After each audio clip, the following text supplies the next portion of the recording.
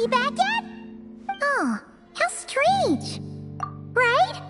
It's not like her to spend so much time outside. Especially since... What about Luonatar? Luonatar, you there? Hey! Do you know where Columbina went? Sorry, didn't understand. But if you know where... Yeah, that's even stranger. What about him? Oh, that's not good news. They change color when Columbina gets weaker, right? And they look super pale right now. Good idea. She might know what's happening.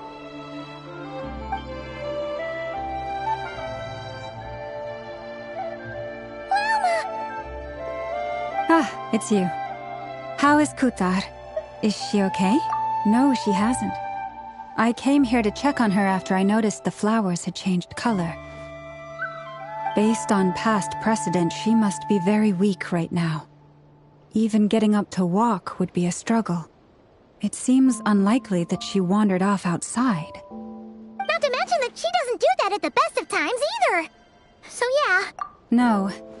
Very few people are in the know about Kutar's whereabouts. And if anyone suspicious had visited, they'd have left some sort of evidence. Come on, let's go to Nasha Town.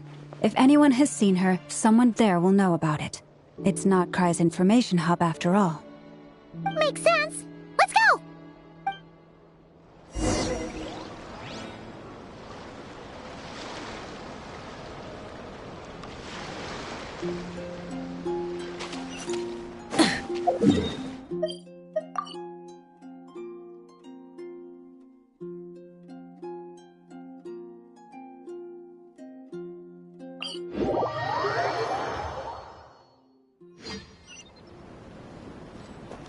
Try and stop me!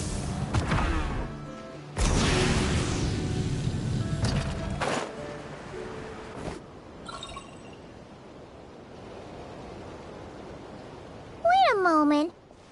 Is it just Paimon, or is this stall kinda suspicious? It's never been here before, right? No, I don't recognize it. Alas, your free and easy adventure time is over. Now, prepare to face the final boss of Nod Cry. Whoa! Where'd that voice come from? Not sure, but it's definitely hostile. No, not that way. The final boss is right here.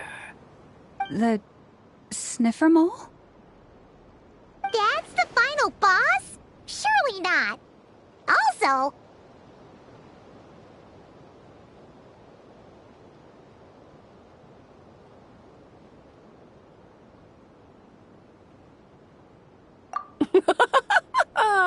Okay, the jig is up.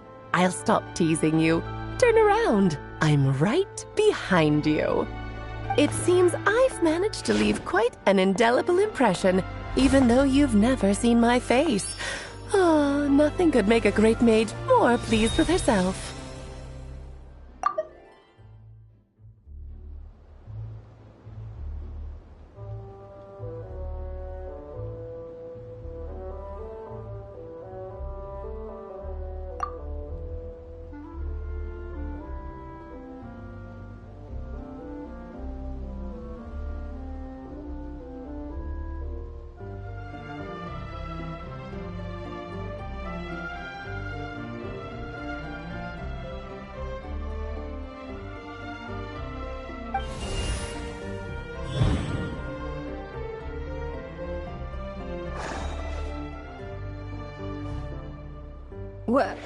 What is going on?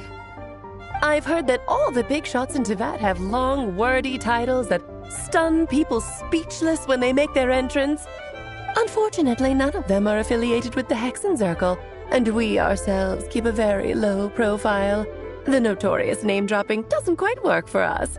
Still, I, for one, think I'm really quite amazing. So that didn't stop me from coming up with a title anyway.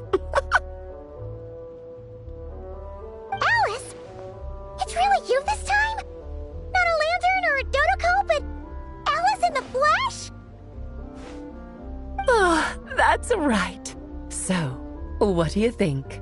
How does it feel to finally meet me? You look like... What is that supposed to mean, I'm the mother of Klee, Tivat's #1 cutie. How old could I possibly be? So she's a friend of yours? Kind of. This is actually the first time we've seen her in person. I see. Madam Mage, that was, quite a powerful entrance.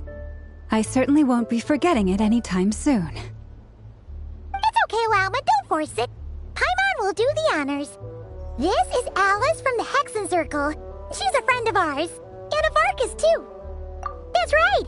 She's a good person, just kinda... unpredictable. Well, what is the human heart if not unpredictable? If we could not do as we please, how would we differ from machines? I am Lauma, Moon Chanter of the Frost Moon Scions. It is a pleasure to meet you. Oh, I know. Before you got here, I spent a good, 15 minutes getting up to speed on Nodcry's present situation. In other words, I've read the whole in the last episode part, so we can skip the pleasantries. Fair enough. Well, Miss Alice, I can already tell that you have quite a unique personality. You'll get used to it. Paimon sure is. So anyway, what are you doing in Nodcry, Alice? Oh, I thought I told you already. This time, I'm the final boss. And what a formidable foe I shall be. Powerful, confident, decisive, and good luck finding my weak spot. You will never succeed.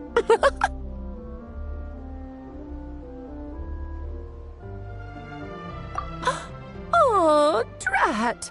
My one weakness, and you found it in an instant. Fate has been dealt a devastating blow. Thus falls the great Dodo King. Why are you playing along with this nonsense? For funsies, of course. What's wrong, Paimon? Are you disappointed in me? Am I a gigantic letdown? No, it's just... you seem like a busy lady. And this is the one time you've shown up in person. Paimon figured it would be for something more high stakes than just goofing around. You're quite right. I'm here in Nodcry because something big happened. Something big enough it caught the attention of the Hexen Circle. It concerns the 3 moons, Tivat's borders, and of course, the moon goddess you are currently searching for. Kind of. Why don't we discuss this over a pot of tea? My main reason for coming on this trip to Tivat was, of course, to have some fun. But I do technically have a job to do as well, namely, maintaining the stability of Tivat's borders. I'll skip over the complicated parts, but to sum it up, abyssal energies are all that lie beyond Tivat's border. We'd find ourselves in a real pickle if they ever made it through. And the phantoms you've been seeing are a sign that the border has been disturbed. No wonder they tend to show up around Moon Prayer Night. Is it because the real moon is now so close to us that its power can cross the border? In part, but only a negligible amount passes through. Just enough to influence the verdant crests and so on. And as you've noticed, there has been an unprecedented number of phantoms appearing this year. The influence of the moon beyond the border cannot explain this. No, there is another far greater factor at play. The trilunar syzygy. A trilunar syzygy. Eons ago, before the heavenly principles came to Tivat, it was the then 3 moon goddesses who controlled the laws of this world. Oh, that's exactly it! The 3 goddesses split these powers amongst themselves, promising never to consolidate them into one singular body. This was meant to keep the world stable. But, fast-forwarding to the present, the eternal moon's marrow is with you, while the iridescent moon's marrow, which should never have appeared in this world, has been retrieved. add that to the presence of a moon goddess in the flesh and... the power of all three moons is gathered here in Notcry. There hasn't been an event like this since the War of Funerary Flame. And it's having a noticeable effect on Tevat's borders. Because I wish to give my darling daughter a peaceful, sunny environment to grow up in. Is that a good enough reason? Kinda sounds like you're dodging the question, but it does make sense. Well, that's one reason anyway, and the most important one. The others are a little complicated to explain. For instance, cleaning up after dearest Miss R. Albedo could tell you more about that if you're curious, but right now, I have a more important question to ask you. Why are you collecting the moon marrows?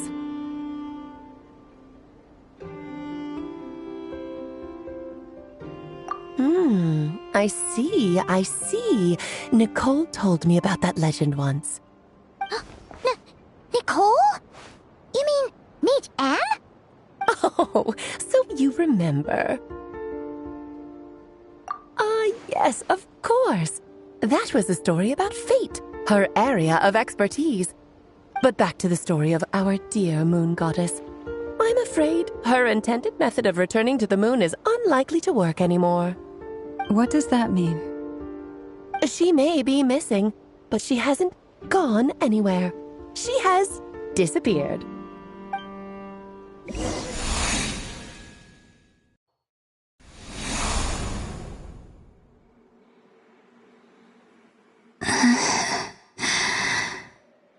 My body is so heavy. Wait, no. It's my mind that's heavy. My arms and legs are as light as a feather. What's happening to me? I feel drowsy, like I've been asleep for too long. Is it daytime or nighttime? Is the moon out?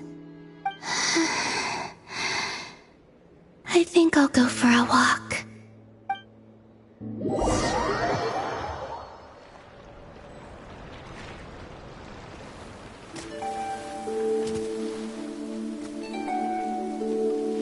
Are you out for a walk too? Huh?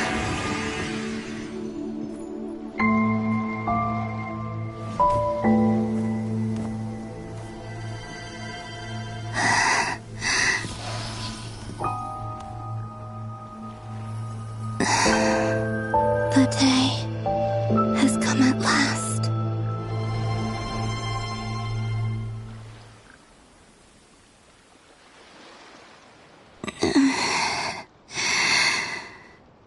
Have I grown so weak that I can't even sustain my physical form? But Moon Prayer Night is nearly here. I was so close to returning home. Death is near. Is this how it ends for me?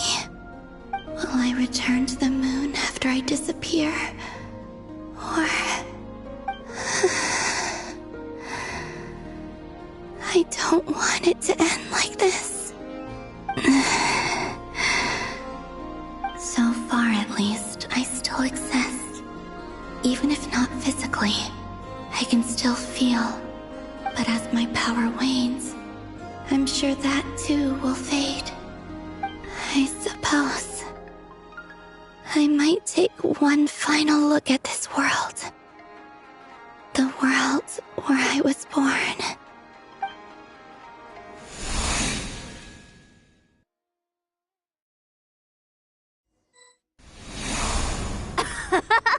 Come on! Come on! Wait for me! The Frost Moon Enclave. How much it has changed since I was born. These decorations, they're so heavy.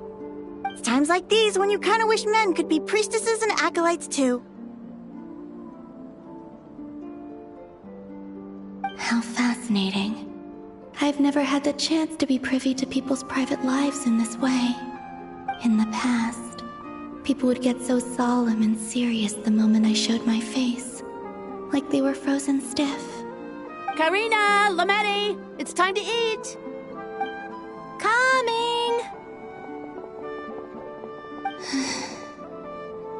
I want to watch them a little longer.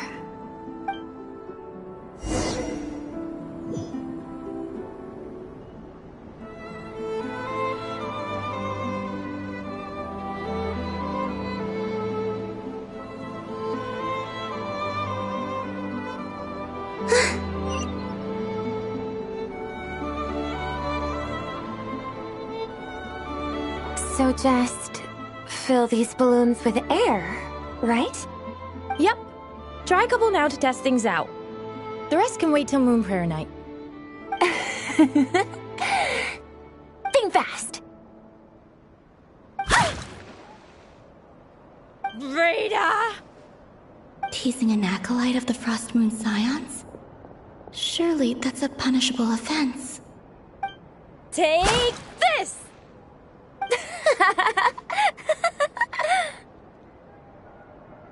Huh? All right, enough horsing around. Lady Lauma gave us a task.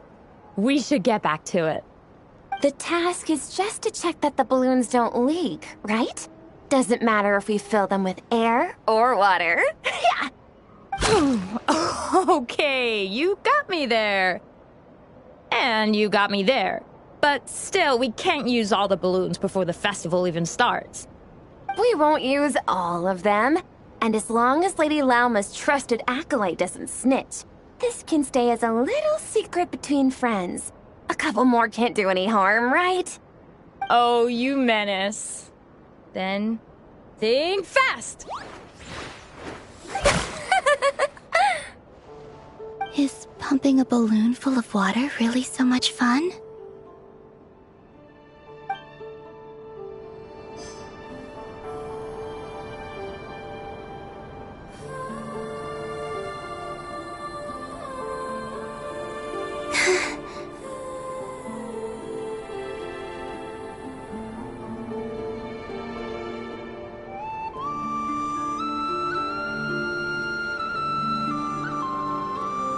I'm sure you're both tired from playing all day. Come on, eat up. A plain, humble meal. That has always been the way of the Frost Moon Scions. Huh? How come Lametti got a midsummer berry dessert? Oh, I always get Lockaberry. I don't mind sharing. You can have a bite of mine if I get to have a bite of yours. They're sharing food? I've never shared food with anyone before. Even at the Harbinger tea parties, everyone just ate off their own plate. And when I couldn't finish my food offerings from the Frost Moon Scions, they'd leave the leftovers out under the moonlight for the animals to claim. Hey! That was 2 bites! Oh, then you can have another bite of mine. Oh, you too. Oh, don't fret now. Here, have some of Granny's too. So this is what it means to be family.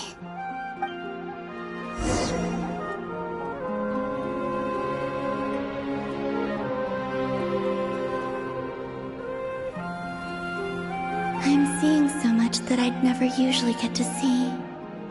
They'd never act like this when I was around. It's nice, being able to just watch people in peace in these final moments. What a rare opportunity.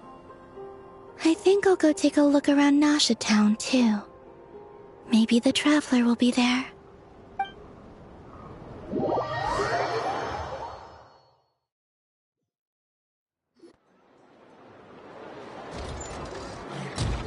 After the War of Funerary Flame, the Moon Goddesses were no longer recognized by Tevat. They lost the whole foundation for their existence. That's why the Moon Goddess's strength is fading. She cannot withstand the world's rejection of her.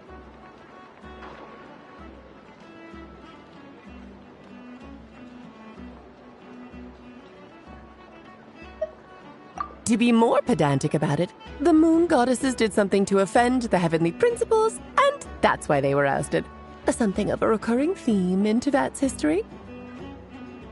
Theoretically, speaking so candidly should put me in their crosshairs too, but they can't tell me what to do. I'll say whatever I want. Anywho, the Moon Marrow energies were but a drop in the bucket for her, and that battle against the Ray Hair of Solnari only weakened her further. Fortunately, it happened close enough to Moon Prayer Night when the Kuvaki concentration here is high. That's the only reason she managed to survive this long. What do you mean, fortunately? You said she disappeared. We're too late. Oh, what a headache. I thought this was all common knowledge. I guess I have some more explaining to do. Okay, buckle up. It's time for another lecture.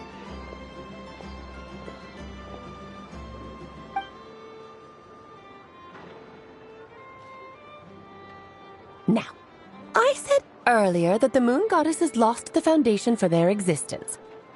The reason for that has to do with the natural order. Basically, the rationale for their existence in Tevat was lost. The same logic applies to the present moon goddess too. Consider her existence so far. Her comrades in the Fatui called her Damselette. And she was worshipped as Kutar by the Frost Moon Scions. But these connections have now been severed, whether by her hand or yours. So the rationale that once sustained her existence is now gone. Wait, we did that to her? Oh, well, strictly speaking, yes. But let's not start pointing fingers, shall we? I'll only end up as the big bad villain, and that's not the kind of final boss I want to be.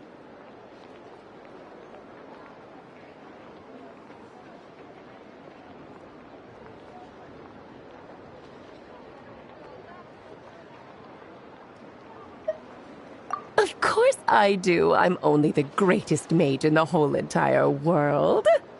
Now, if you wish to find your moon goddess, there are two problems we need to solve. Firstly, we'll need to strengthen the connection between her and Tevat, at least enough to sustain her until Moon Prayer Night. Strengthen her connection. But does that mean I'll have to rally all the Frost Moon faithful behind this? I'm afraid a bygone faith and a former home won't be of any help to her now. Do you know her name? Her name? Oh, yes. Names are very important things. A name is a fundamental concept that anchors one's entire existence. Then your first job is to find it. As a moon goddess, I'm sure she must have a name she identifies with. Neither Columbina nor Kutar is her true name, and she's never really accepted either of them. So, finding out her real name is enough to sustain her existence? Yes, I know it sounds like a small step, but every journey begins that way. So for now, that's all we need to focus on. The second problem is with her plan to use the moon marrows to return to the moon. Unfortunately, piercing through the false sky will take an enormous amount of power. Given her current condition, she won't be able to provide anywhere near enough power, even if she recovers her physical form. But no need to fret. Nicole's the expert in this field, and I'm sure she'll figure something out. Wait, Mage N is going to help us out too? That means we've got 2 Hexencircle mages on the case. This is turning into a pretty big deal. Actually, this is more of a side quest for me. Like you said, I'm a busy lady, so I can't stay for too long. I'll have to return to Tevat's border soon.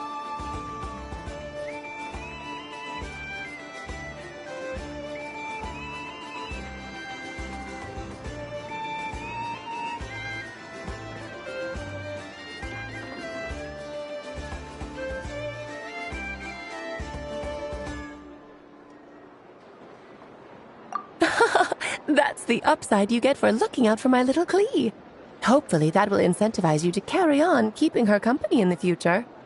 Anyway, jokes aside, you'd better get moving. It will take quite a miracle for the moon goddess's consciousness to hold out till Moon Prayer Night. Oh, I suppose I might as well tell you where Nicole is before I leave. Off you go now. Time to meet your new friend. Oh, yes, and a little suggestion. don't forget to mind your heads. What? I wonder how Durin's doing. I should really go see him before I head back. You really are super busy. I most certainly am. There's so many children I have to keep tabs on just in Mondstadt. Durin, Albedo, Venti, Varka. Klee didn't make the list, huh? Of course not. Klee is my pride and joy. I have no qualms about her, because she's the best child in the whole wide world. Yep.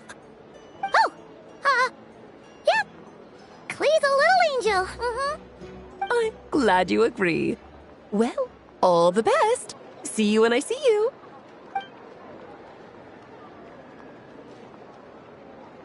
She left in a hurry.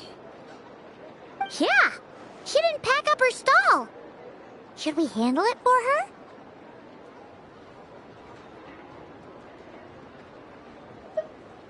I must say, I'm now very curious about her daughter.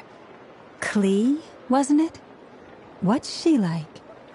That's a long story. Come on, we'll fill you in as we go.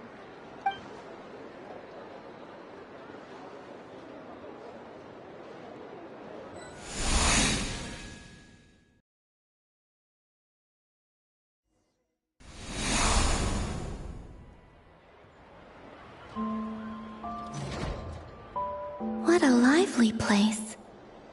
I've never experienced Nasha Town like this before.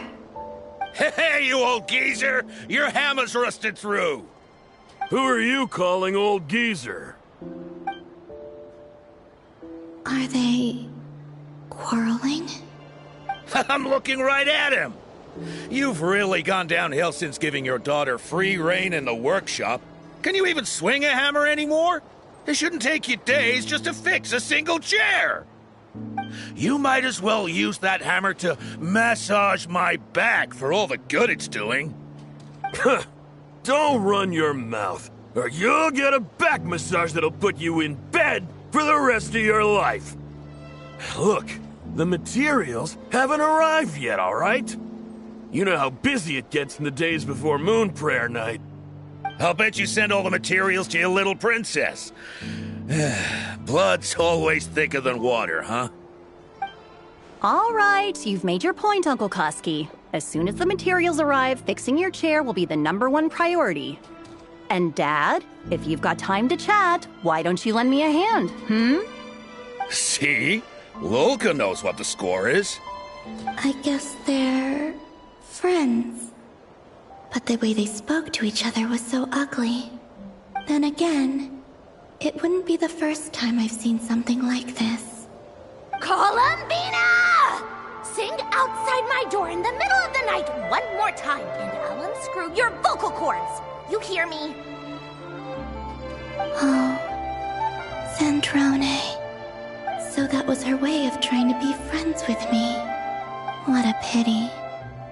I won't get the chance to say any ugly things in reply.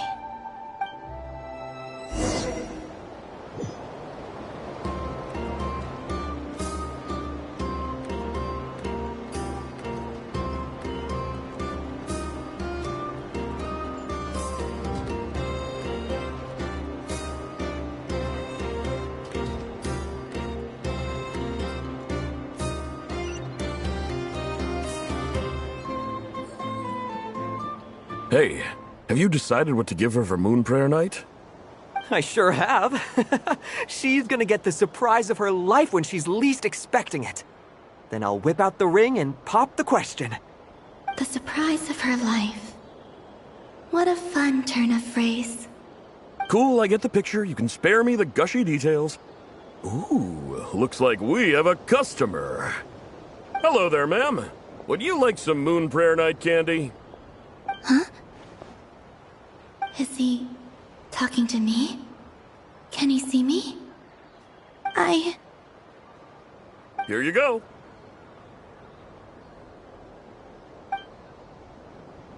Oh.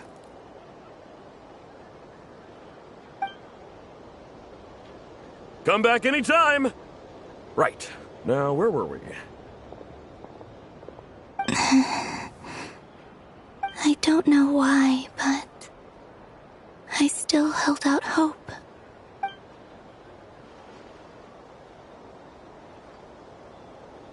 The most important thing right now is to find that mage. This name thing seems super important too, but where do we even start looking? I'd better go pay the Fatui a visit.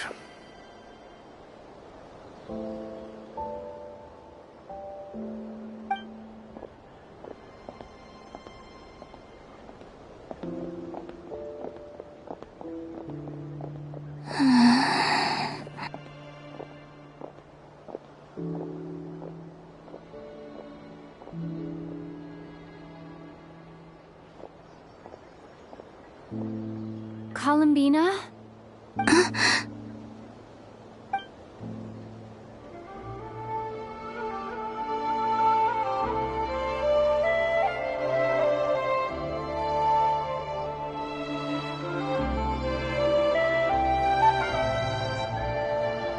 Traveler?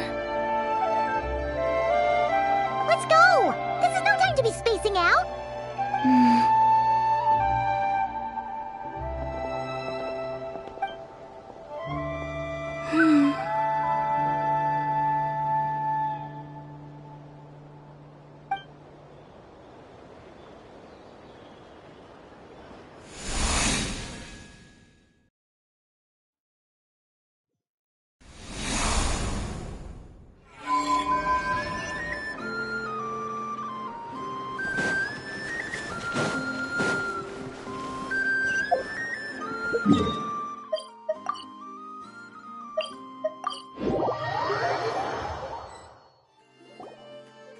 Where are they going? They mentioned a mage and... a name? So, Mr. Varka, are you acquainted with this Nicole? Or should I call her Mage N? Ah, not really. We've never met, though she has come up in conversation. From what I've gathered, Alice kinda took Nicole under her wing. Taught her how to speak in a more ladylike fashion, that kind of thing. Huh. Hard to imagine Alice as an etiquette coach. Yeah, Alice is a larger-than-life personality, I'll give you that. But then again, that's why she's able to draw such an eclectic mix of people into her inner circle. If I remember correctly, being an interesting person is actually one of her main entry requirements. So, if you ever wanted to join the Hexenzirkel, I'm sure you'd both be eligible to apply. Hey! Don't go around making promises on Alice's behalf! I wouldn't dare. I'm just trying to paint a picture of the Hexenzirkel for you. Okay, sure. Anyway, since none of us have ever met Nicole, how are we supposed to find her? We can't just go up to every woman in sight and ask, "Hey, are you Nicole?" Maybe something she's wearing will give it away? Like, a windbloom pinned to her chest or something. Wait a minute. Alice never said Nicole was from Mondstadt. Oh, true.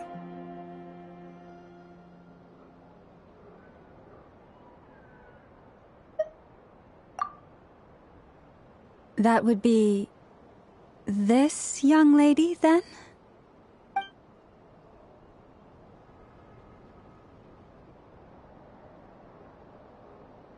Hey there! Sorry to disturb you, but... are you Miss Nicole? Varka, Knight of Boreas of the Knights of Favonius. Alice might have mentioned me before. Have we got the wrong person? Sorry. Well, this is awkward.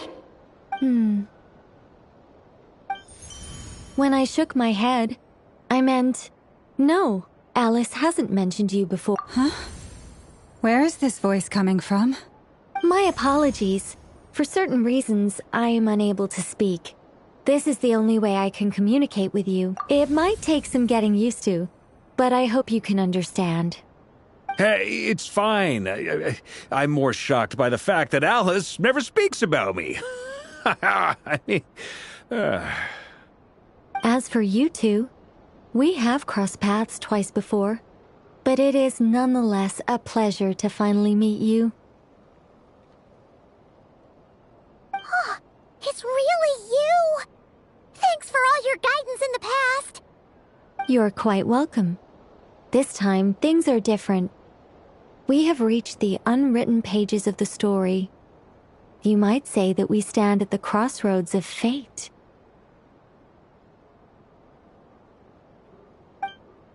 Now then, allow me to formally introduce myself. My name is...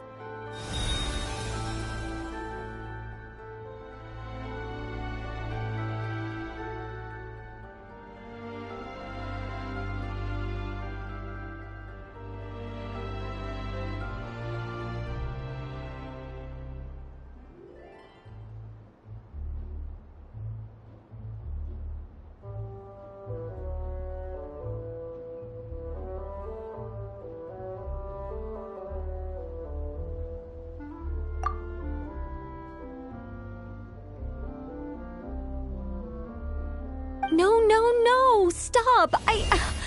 Alice! I can't believe it!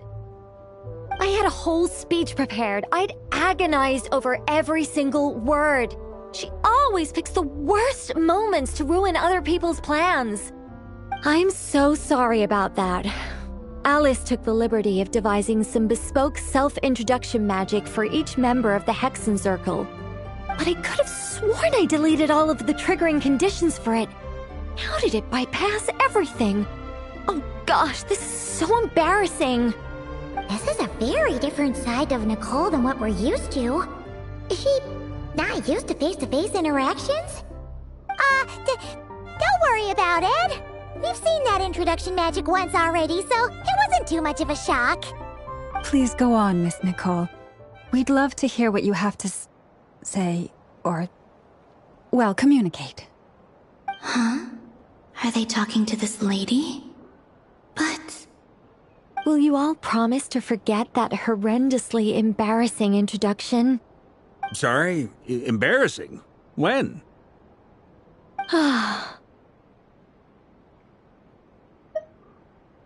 Yes, my name is Nicole, and I am one of a very few angels who have retained both their preferred form and their power. The Traveler and Paimon should be no strangers to this concept. There is another of our kind in Natlan. They call her the Lord of the Night. All right! Paimon remembers her! Yes. Well, I have retained more of my power than she. It's because I don't have a long-term duty to fulfill. To be more specific... no. We'll be here all day if I get into the specifics. Moving on. If I'm not mistaken, you are here because you wish to learn how one might reach the moon beyond the sky. That's right. Is that something you can give us any guidance on? Yes, I do know a way. It began with the Hyperboreans, who lived after the War of Funerary Flame. Blank looks. Maybe I should start with the background of the war. Or maybe not. It shouldn't be an issue. I'll fill in the gaps for you when we have more time. Anyway, after that war ended, the three moons retreated to beyond the false sky. The Hyperboreans were humans I once aided. They accepted the civilization and creations bestowed upon them by the angels. But despite accepting many blessings of the angels, many among them still held on to their faith in the moons. They were reluctant to accept the new order. Even after the War of Funerary Flame, they sought to contact the moon goddesses beyond the sky and receive their guidance. But all three had passed away by that point.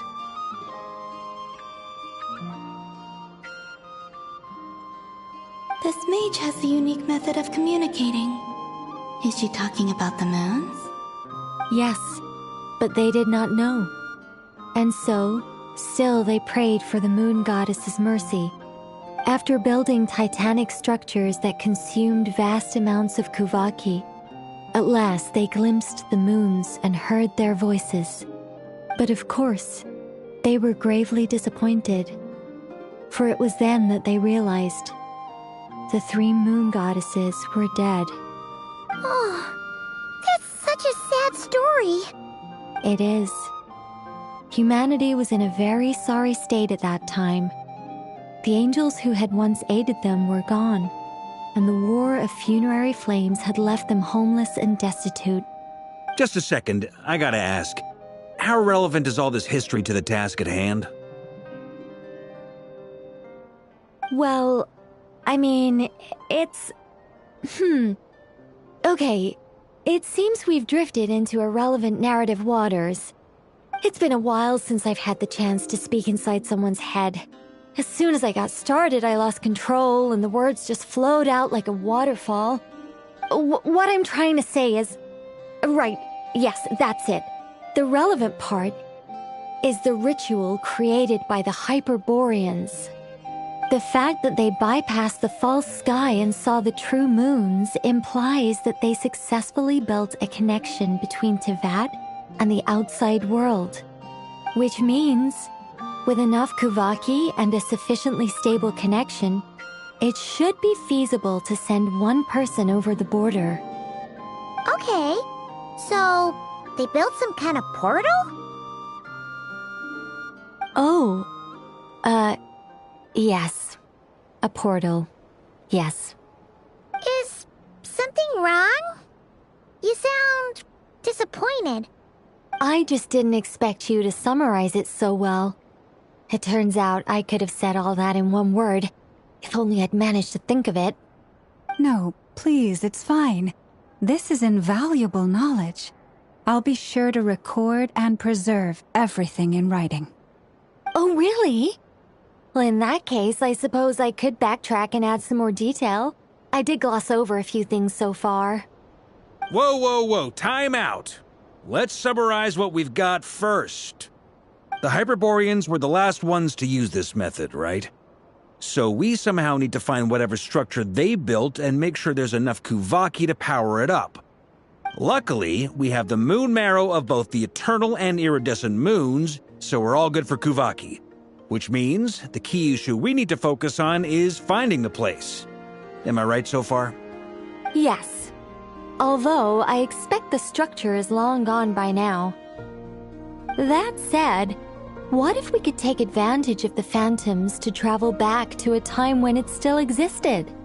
Well, travel back isn't quite accurate. It's more like we'd be creating a handshake between 2 points in space-time. We wouldn't even have to pick a time when it still existed.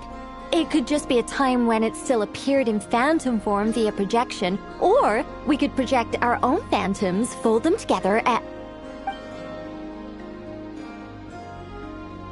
You look lost. Was that too hard to follow? Yeah, things got a little, technical there. Paimon's brain is reaching capacity. All right. Let me think about how to put this more simply. Okay, got it. Over the next few days, I'll search for phantoms that we can use. Once I find one that meets the criteria, I'll let you know and we'll regroup. By completing certain rituals, specific individuals will be able to enter the phantom and make it to the Hyperborean structure. If everything checks out, and it looks feasible, we'll just need to wait for Moon Prayer Night, and we can send the Moon Goddess back home. I'm really skimping on the detail here. Is this making any sense at all? I think so. For now, we'll just wait to hear from you. Yes. Basically, yes. Great. Counting on you. In the meantime, we'll focus on finding the Moon Goddess's name. My name? Are they looking for a way to stop me from disappearing? Excuse me, Miss... Go on, Miss Nicole. This conversation was a little all over the place. I didn't catch your name. I am Lauma, of the Frost Moon's Scions. Ah, I did wonder. I noticed that you listened very intently when I spoke about Hyperborea and the moon's history. If you'd be interested, I'd love to visit you this evening and go through it again in greater detail. Also, if you were serious about making a record, it would be too risky to simply write down the raw details as is. I would suggest some tweaks. Maybe rewrite the stories as fairy tales or fables, perhaps even prayers. Anyway, we can cross that bridge when we come to it. So, see you later then? Oh, and no need to prepare anything. Just a cup of tea will do. See ya! She seems friendly. It's just... It's so nice to find someone who's actually willing to listen. I've been dying for a chance to finally go through all this systematically from start to finish. Any longer and I'd probably start forgetting it.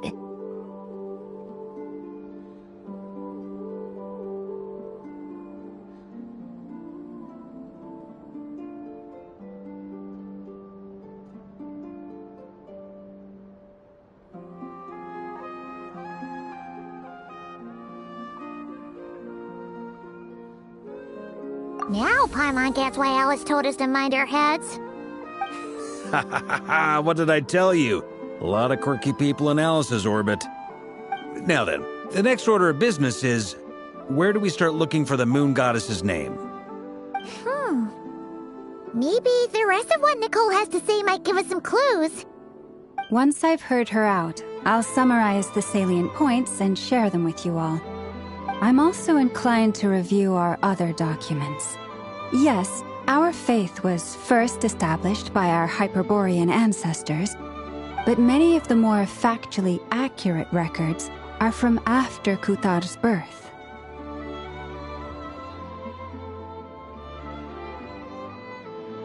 Sounds like we're gonna follow Columbina's journey through Devat, huh? In that case, we'll start by heading to the Frost Moon Enclave. Sounds like a plan. Take this with you. I'll see about getting in touch with the Fatui. It'll probably just be Arlecchino and Sandroni again. They're the only ones who would want to help. Thank you, Mr. Varka. Ha ha ha ha! Don't mention it. Honestly, I'm more comfortable dealing with the Fatui than prying into the details of a young lady's childhood. Catch you later. I should follow them, just in case there's some way that I can help.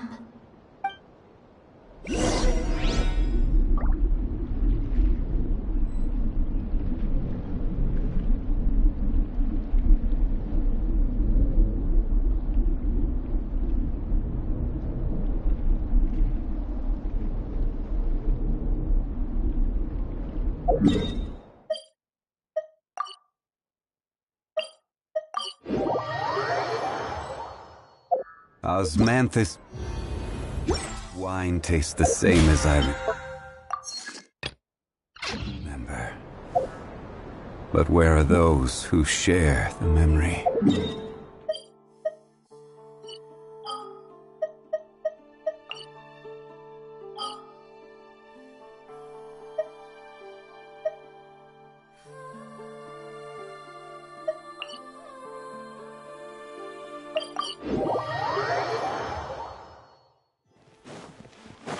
Ad Astra... Thank you for Ad Astra...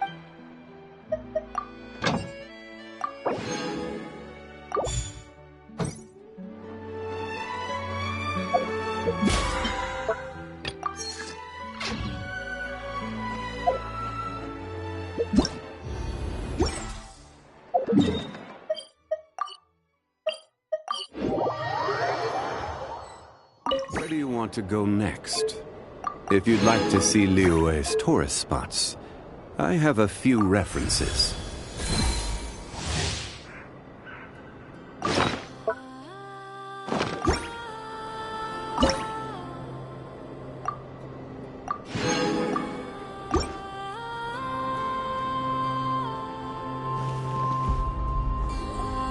A while ago, I took the time to organize all documents in our possession that pertain to Kutar.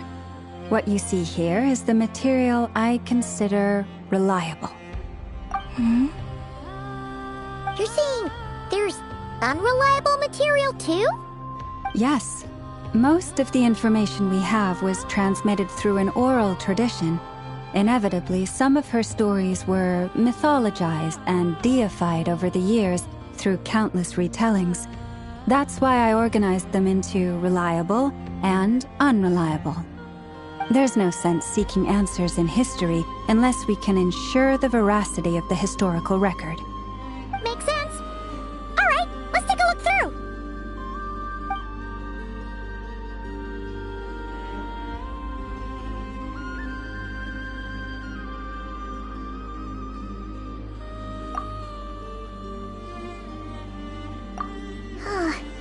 Almost all these records refer to Kutar instead of Columbina. Although neither of those is her real name. Paimon's not sure what point she's trying to make.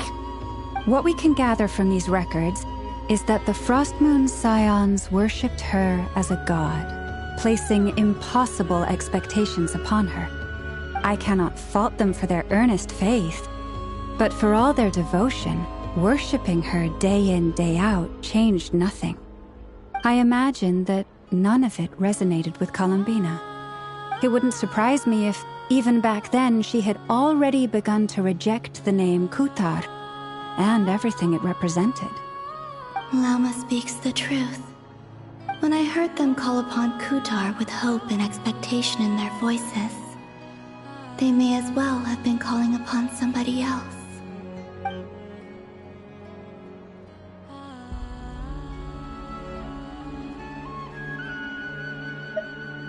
Well, that's a bit complicated.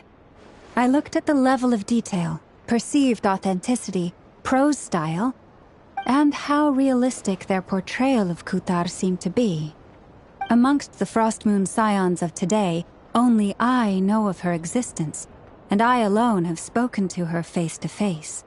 As such, I know that there are certain things she simply would never do. That being said, I have sensed some changes in her lately. Changes? Me? Seems like this is getting us nowhere. For what it's worth, why don't we check the unreliable sources too? Sure. Give me a moment.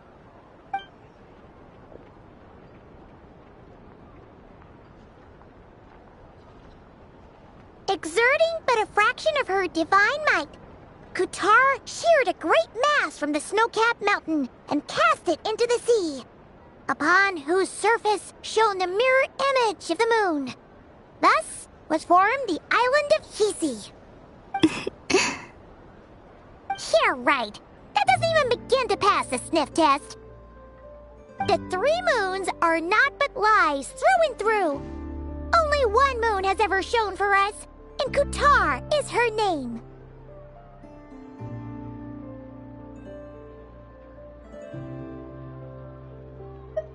The vast majority of ancient texts are filled with fanciful tales like these. I trust you understand my criteria a little better now. Kutar did not speak, merely gazing into the distance in silence. And where her gaze landed, this was her prophecy. Clearly, whoever wrote this text never even met Kutar. Otherwise, they'd know that her eyes are always closed. What about you, Traveler? What are you reading?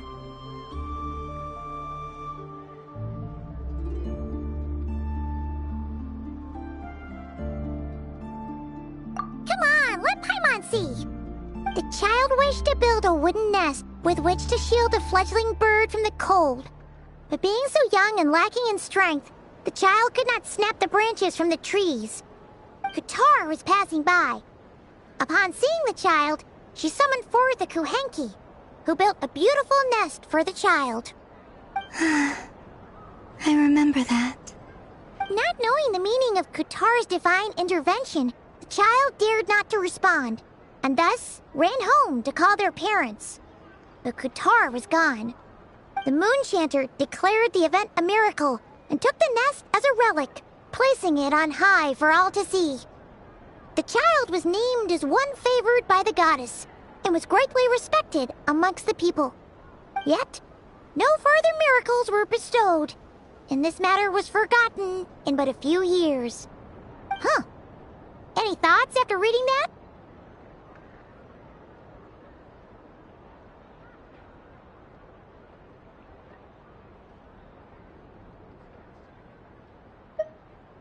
Yeah. Columbina probably just wanted to join the kid in making nests. Ah. I'd originally considered this a fabrication, because Kutar did not perform any similar actions in subsequent records.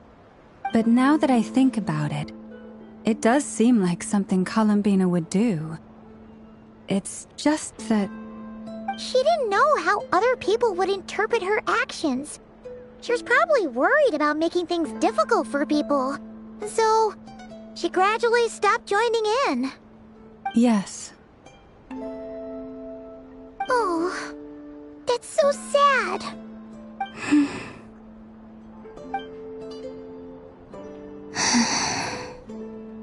And now, I can make no such gestures of warmth, even if I want to.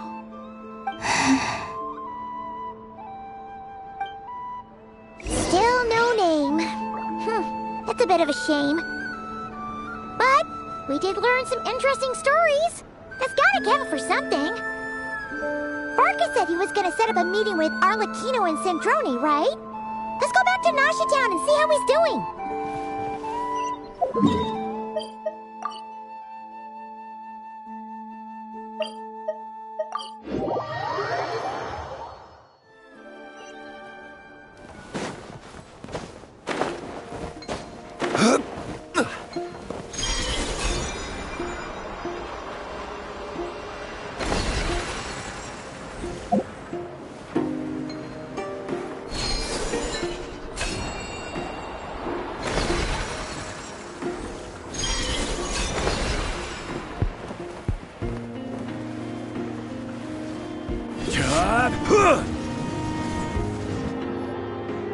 Let's see.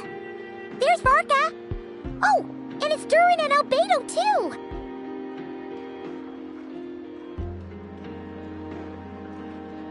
Yeah, this is pretty much the same place we bumped into each other last time. I convinced them to stick around a little longer. We were all waiting on people, so I figured having a little company would help pass the time. Ah, so you've been waiting for us? Does this mean that you've already arranged things with the Fatui? Sure does. Now you're back, we can go meet up with them together. How'd your investigation at the Frost Moon Enclave go? Well, we didn't find out Columbina's true name. But apart from that, it went pretty well.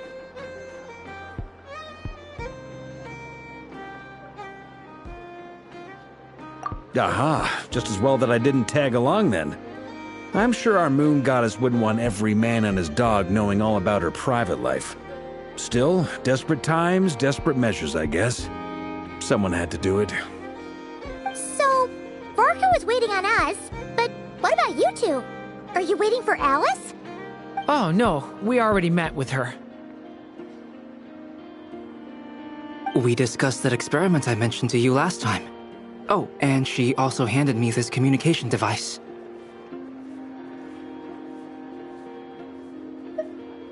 That's right. I understand she informed you about the relationship between the phantom phenomena and Tevat's borders, yes? She wants me to help her with some more experiments on that front. She said that she'll contact me through this device with more information. Ah, I see. Following instructions and making observations. Pretty common research method. Takes me right back to Albedo's lab. Wait, then who exactly are you meeting? Someone you know. Albedo's met him too. But I don't think Miss Lauma or the Grand Master have been introduced.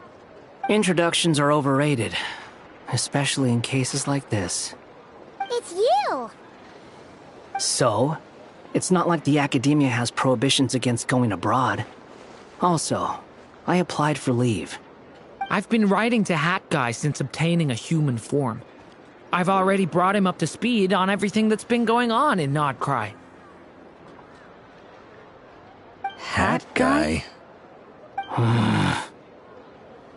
Turns out, I actually have heard that name before. Oh? Then why did you react the same way I did? I only knew the name, not the fella. But since we're all here, let's do some introductions for what it's worth. I'm Varka, Grand Master of the Knights of Favonius. Lauma, Moon Chanter of the Frost Moon Scions. And I'm a Driosh from the Vahumana Darshan of the Sumeru Academia. Hat Guy. Good to see you again, Mr. Guy. I believe we last saw each other on the boat ride here.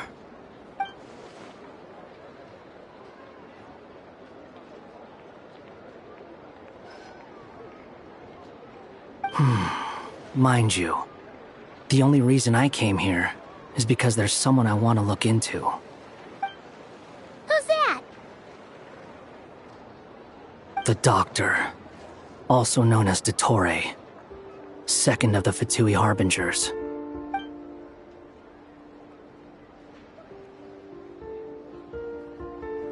From the tone of your voice, it sounds like there's bad blood between you. I was reviewing our archives and noticed that a lot of information about him was missing. Left a bad taste in my mouth. That's all there is to it. Dottore, or Zondique, as he was then known, once studied at the Academia, but he got kicked out before he could graduate. So the Harbinger's #2 man is a college dropout? How embarrassing for them. Last we heard, he was planning something. We actually heard that a few times before, even coming to Nodcry, but we haven't seen a trace of him since we got here. He only appears when something interests him. For all we know, he might have left already. But the fact he did something here at all is worth noting. It'll fill a couple extra lines in his file. Why does it sound less like a file you're writing and more like a criminal record?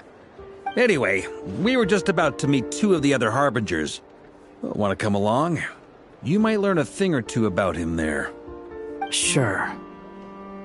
Even though they're Harbingers, well, they're old acquaintances of ours, so, you know, when you talk to them, try to be...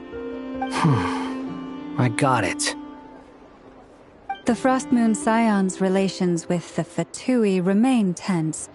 Forgive me if I do not attend. In that case, we'll continue assisting Miss Alice with her experiments. Good stuff. Everyone's having a fruitful time. All right, we better get going. I'll lead the way.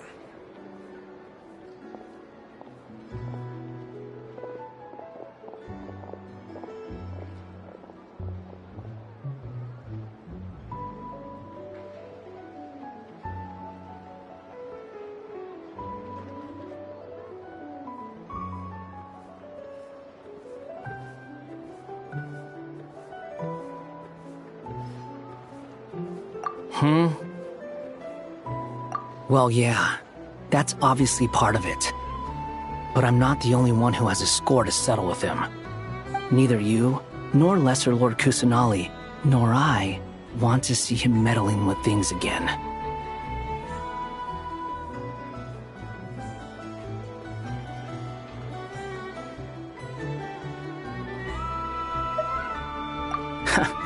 What's the hurry?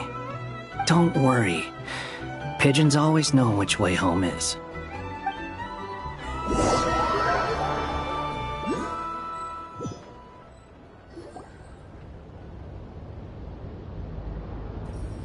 You made it. Who is this? A scholar from Sumeru. They call him Hat Guy. He's an old friend of the Travelers. Wait, this is the Academia representative you wrote about? He doesn't exactly look the part. I believe this will prove my identity. You'll notice it bears the seal of the Sanctuary of Surasthana. Well, what do you know? So it does. All right then. My mistake. It's fine. I expected as much. What? So as I mentioned in my letter, the Academia's got its eyes on Dottore. But this matter remains top secret. Apart from those assisting in the investigation, the fewer people who know, the better. If anyone asks, I'm here in Nodcry to pursue my personal academic interests. Gotta say, Varka, you did pretty well to keep all this under wraps for so long. Sounds like you got in touch with the Academia about this way back. you flatter me.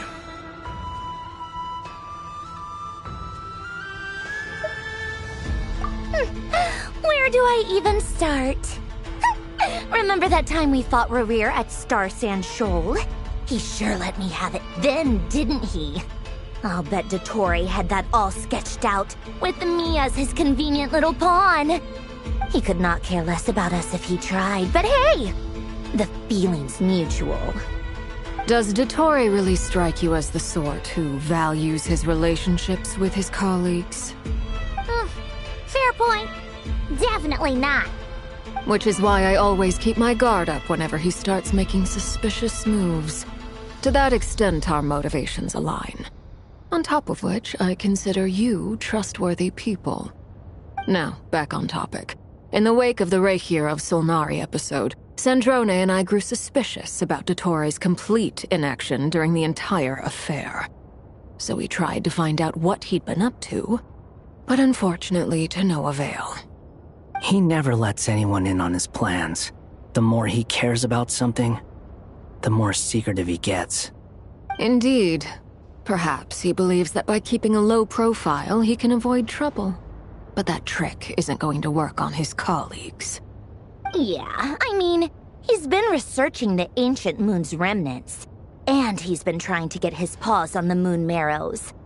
Only an idiot would believe he doesn't have something more planned. With this in mind, I returned to Snezhnaya and relayed my thoughts to Her Majesty the Tsaritsa, entreating her to have him recalled. That's pretty direct. Did the Tsaritsa agree? Yes. I made it abundantly clear that the Fatui's business in Nodcry is almost concluded, and we do not need 3 harbingers in this territory. Her Majesty concurred. Accordingly, Dottore has returned at her orders. I imagine he is continuing with experiments, which no one besides he would ever have any interest in. Common sense might mean nothing to him, but he's not stupid. He knows that no good can come from opposing the Tsaritsa.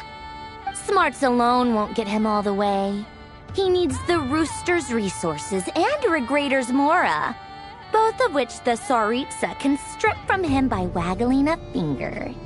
But doesn't he have a track record of publicly following orders while going against them in private? He probably has it down to a fine art by now. Wouldn't put it past him. We worked together on a research project once.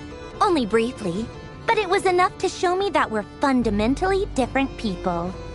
He has no interest in doing things methodically, stage by stage. His thoughts jump all over the place, and the moment his curiosity is satisfied, or he gets the results he wants, he disappears. The only similarity we share is that, once we set our minds on doing something, we will see it done, whatever it takes. Well, we definitely saw some of that in your battle with Rerir. You got so competitive. Ugh, do not remind me. Then I believe we all concur. Dottore will not simply give up.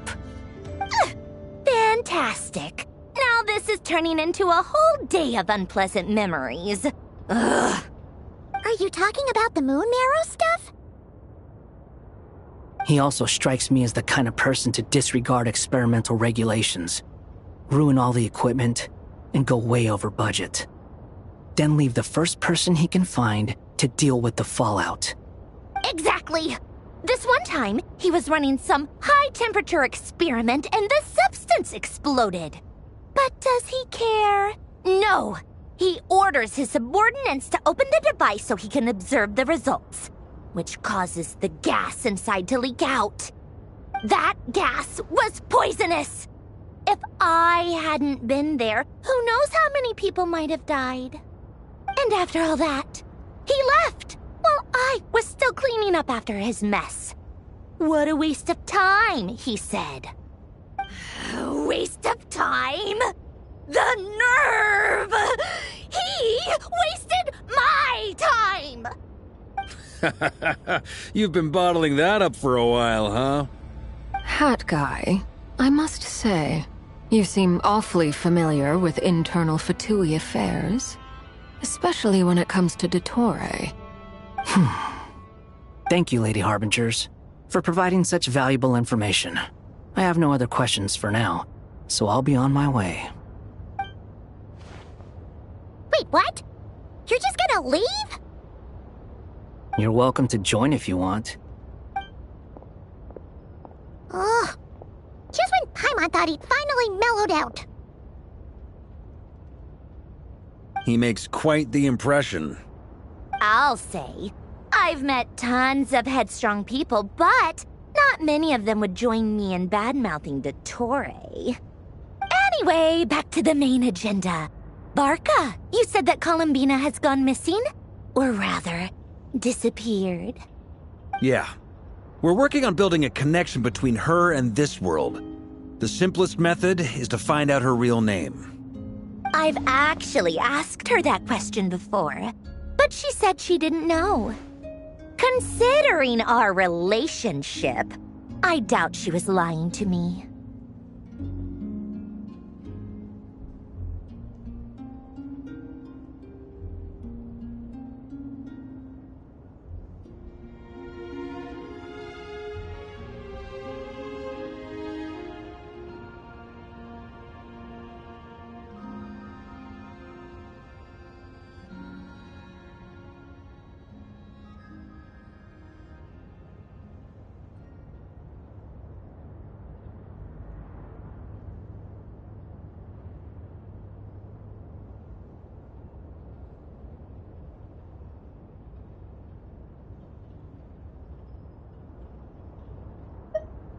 As far as I recall, she was never dispatched by Her Majesty to claim a gnosis or anything like that. The Tsaritsa's plans had long contained a place specifically for her. I always thought that was weird. What could she do that the rest of us couldn't? Knowing what we do now, it's probably something related to Kavaki, right? More than likely. When she first arrived, Columbina would often go to Her Majesty and ask when she could start the task assigned to her. But Her Majesty always gave the same reply. The time has not yet come. So she spent her days in Snezhnaya doing basically nothing. The Tsaritsa has summoned a beautiful blind maiden to be a harbinger, giving her the third seat by virtue only of her enchanting voice. It was a dumb and stupid rumor. But the reality of the situation made it hard to refute. And what happened after that? I imagine she stopped caring. She no longer seemed to care why she had been recruited, and Her Majesty never gave her any missions, so she just continued to sing in the flower garden. For my part, I was busy. So busy, in fact, that watching someone be that idol had me fuming. But still, I got the sense that she had long been used to a life of other people claiming she was needed when she wasn't. I just felt that having a place to stay would cost me something eventually. And so I waited quietly for the day that I would have to pay the price. And on the other end of that spectrum, you had me. Someone once told me that I had the lousiest work and the toughest luck. That's a good way of putting it. I forget who said it, but those words have always stuck with me.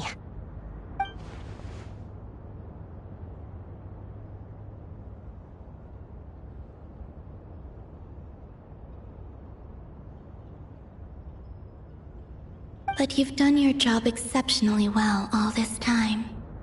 Because at heart, you are a conscientious person.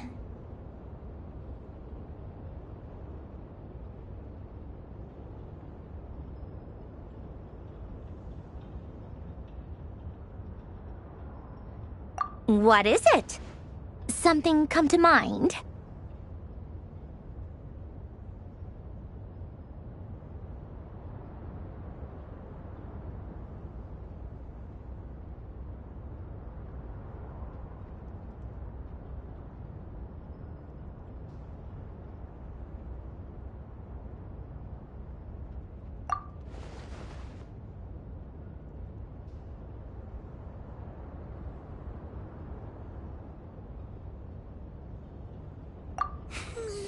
That makes sense.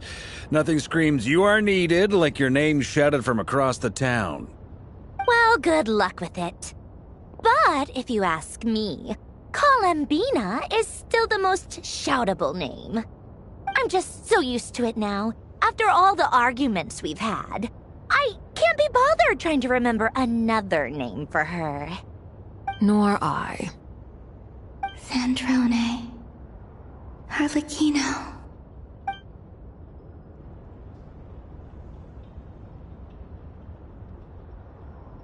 Huh! It's a Sealy! Does that mean Nicole has news for us? Ladies, I thank you for your hospitality. If the chance ever comes up, I definitely owe you both a drink sometime. I'm sure it will. You can make your own way out. Heck, you've been here enough times, you probably know your way around better than I do. Okay, time to do what adventurers do best. Follow that Sealy!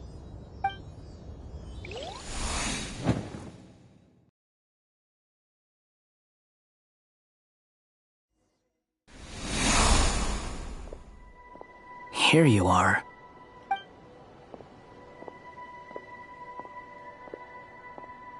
Oh, that guy. How come you're back so soon?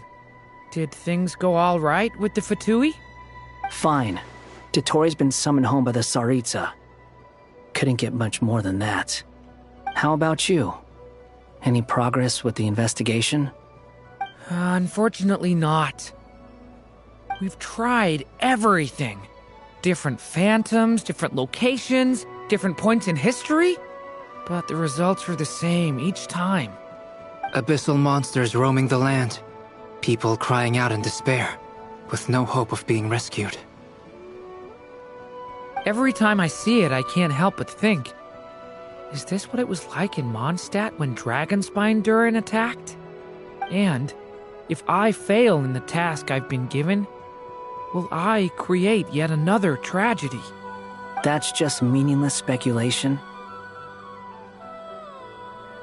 When we encountered similar phenomena previously, I tried to interfere with those illusions, using sounds and lights to guide them. However, we could not change their fates. At most, we were able to extend their existences.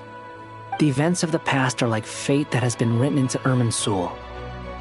There isn't a living thing in Teyvat that can escape its past.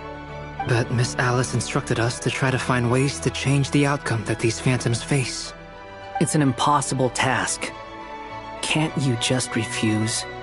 Since she asked us to do this, I feel like it can't truly be impossible. Or if it is, well, mages can make the impossible possible. I could not have been born as Durin otherwise. But you also said that your past 39 attempts were fruitless. That's true. But you're still going. Yes. After this many futile attempts, surely you realize that you're not doing this because you still believe what some mage told you. It's because you want her hypothesis to come true. It's something you wish for deep inside. So, think for yourself about what you want to do. As long as you don't believe it's futile, it isn't. Yeah. Previous experience indicates that we cannot touch the phantoms, which limits the effectiveness of our interventions. If we want to clear this hurdle, we need to break this rule somehow. Same thought here. Following the same rules means repeating the same failures. Reducing ourselves to mere playthings of fate. So you mean We need to figure out a way to make contact with them, despite knowing that we can't? Yes, and I suspect that's something only you are capable of. Everything in Tevat is logged in Irminsul, but the withering that once occurred in Sumeru was a sign that the Great World Tree was being corrupted. This corruption allowed things that should not have existed in Tevat to appear. This is tantamount to rewriting reality to an extent. You're saying abyssal power might be able to affect those phantoms? No one's ever tried it before. If you're gonna try it, it'll take courage.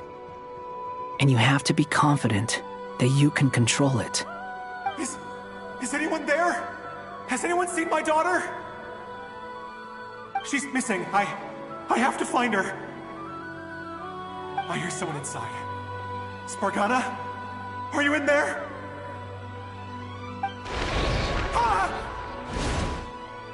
If I can use my abyssal powers to warn him that there is danger here, maybe it'll change his decision. Maybe he'll stay away. Yes. The important thing is not the nature of the power, but rather how you use it. To intimidate and obstruct. Sounds about right for the Abyss. Let me try. I should be able to influence that thing. Have you seen a little girl? What? This isn't the time for that! Just run!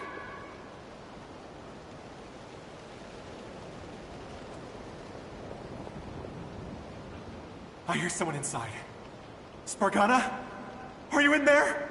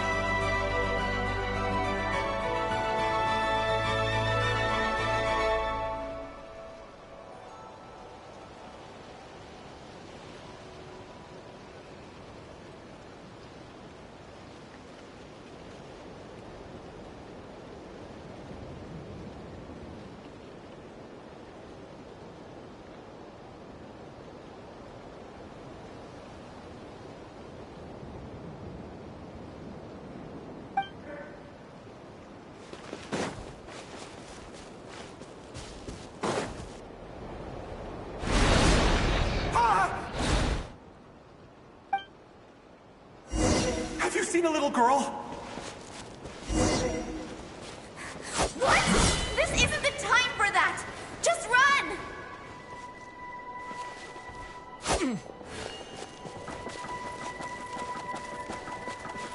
I hear someone inside. Spargana? Are you in there? What is this? Looks dangerous. I should get out of here.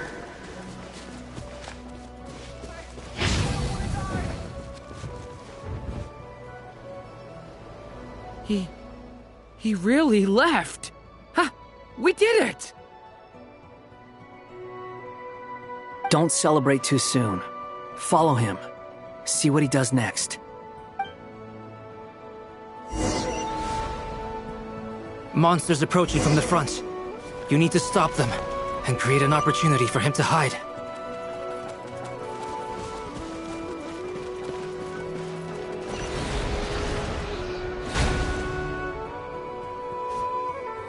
Help me!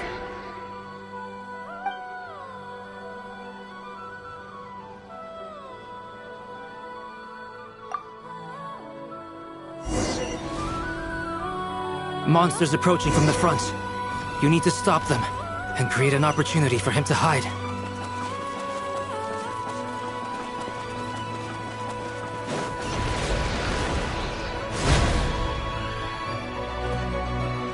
Help me!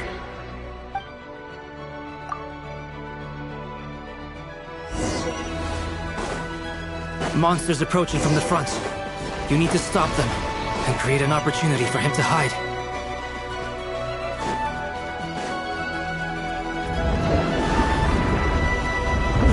There's a monster ahead!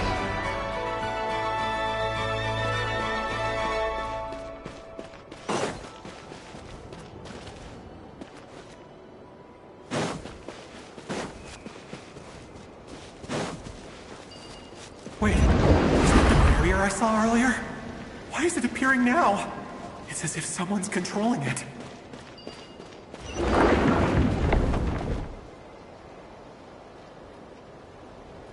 The monster's gone. Is it safe now?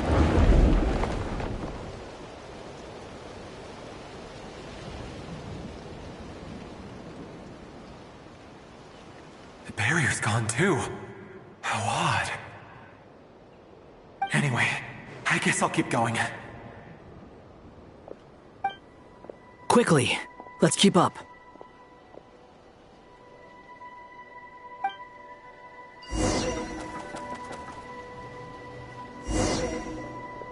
Wait, there was someone else here? Don't go any further. We've got anti-monster traps laid out everywhere. But my daughter must just be up ahead. I have to go. This way's blocked.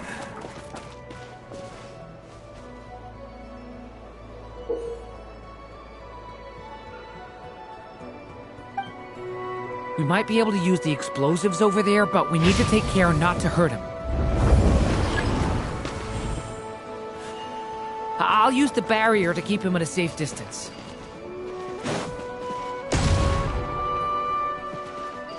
This barrier seems to be helping me somehow. Hey, wake up! Oh, no good. Gotta keep moving ahead.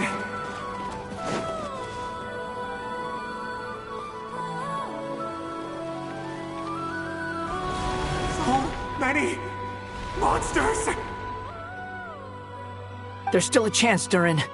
Use the traps.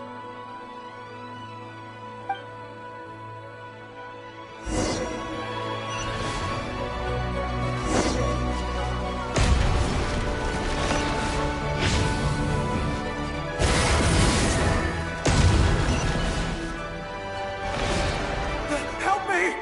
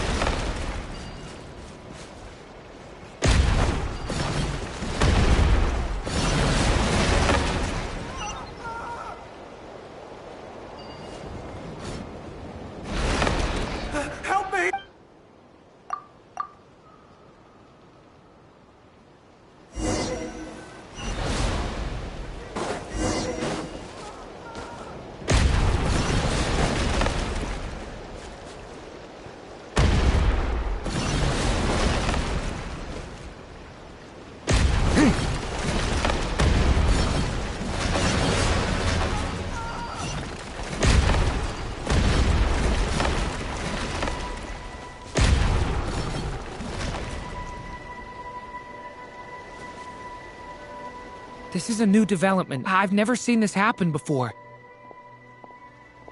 We might just be able to save this person.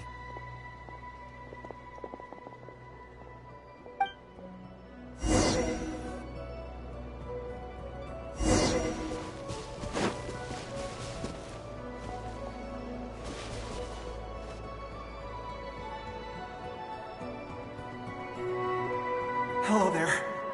Have you seen my daughter? Spargana is her name. She's carrying a large backpack. Get out while you still can, you fool. You won't find any survivors here. But I can't just leave her here. She must be so scared right now. Sorry. Wish I could help, but I haven't seen her. You'll just have to keep looking. Okay, thank you. If I do find her, I'll get her to shelter and come back for you. Don't bother. I've got nowhere left to go.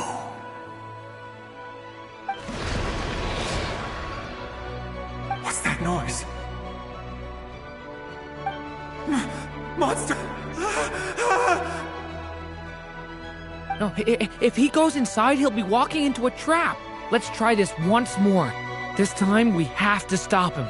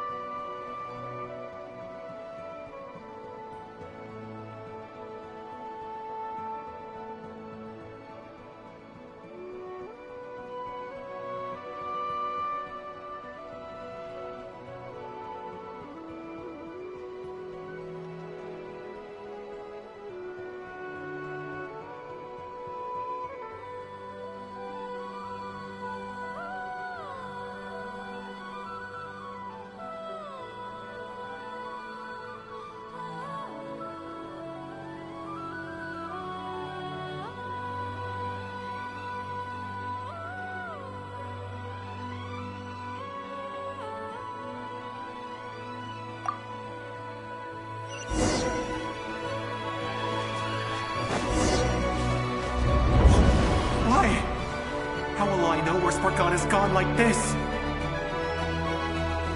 You know what? I'll trust this strange barrier. It's gotten me this far after all.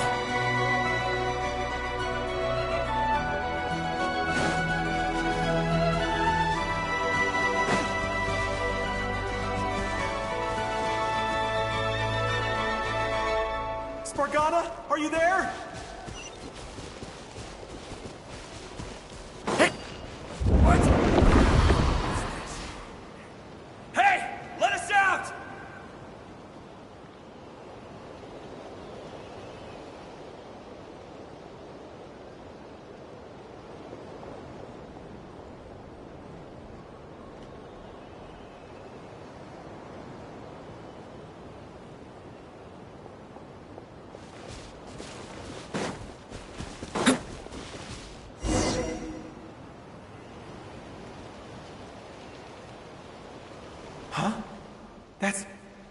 That looks like one of my daughter's books! Oh, thank you. Thank you!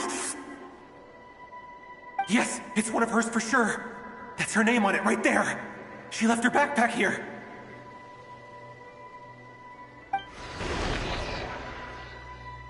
Durin, just like last time. Use the explosives.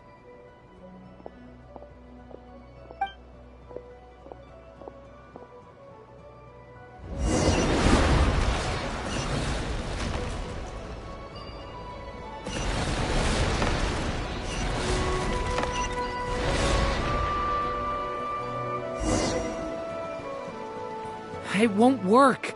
There's not enough left. If he makes it in, he'll die.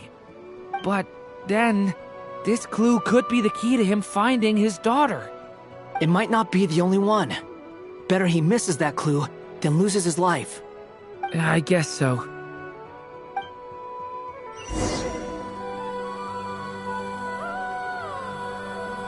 Stop him, Durin. We can't let him get any further in.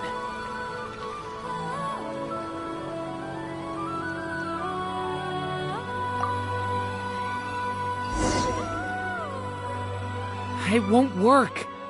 But then, this clue could be the key to him finding his daughter. It might not be the only one.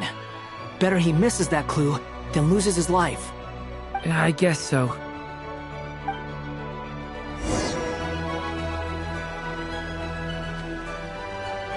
Stop him, Durin. We can't let him get any further in.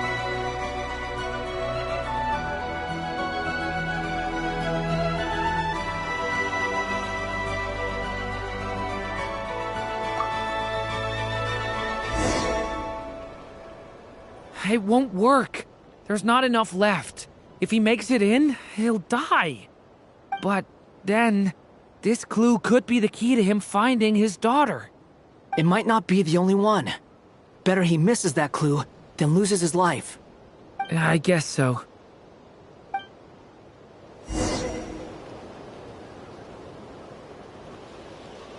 Stop him, Durin. We can't let him get any further in. That's my daughter's book! She's passed this way! Why? Why won't you let me go? I've searched and searched and... I no longer have anywhere else to go.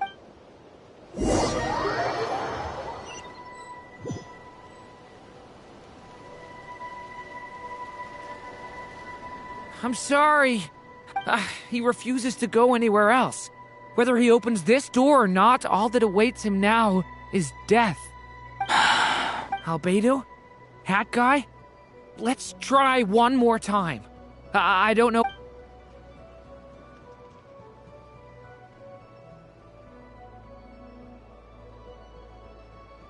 Why am I here? What's going on? All these scenes running through my head. Where are they from? Huh?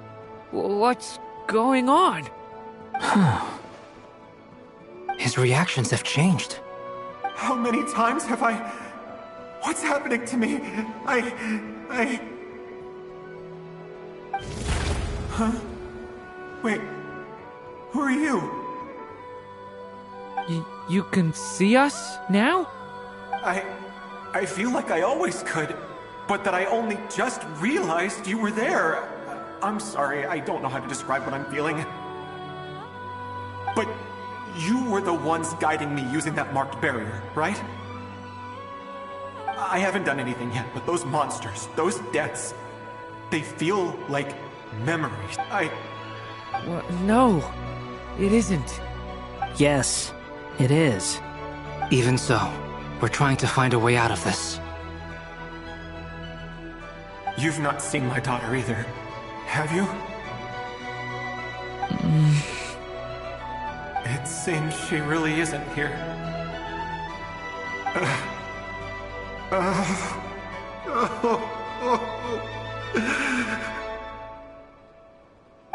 I'm sorry we couldn't help you.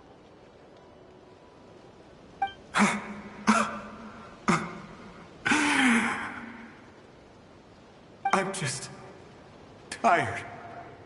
Maybe this is destiny. Maybe it doesn't matter how hard I search. How long do I have left? Experience says 15 to 20 minutes. 15 to 20. Thank you for all your help. Let's rest a while. You look exhausted too. Now's not the time for you to start pitying us. It's not pity. I'm just realizing that I've only got 10 or so minutes left.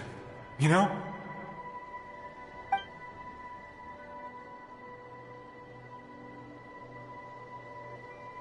You say you're from Mondstadt, yes? A place with windmills, where people enjoy limitless freedom? And you're from Sumeru, where they've built an academy into a giant tree? Yes. It seems you've never heard of either place. Those names are unknown to me, I'm afraid, yes. Have you heard of Hyperborea? I have, but I heard that it was destroyed in the distant past.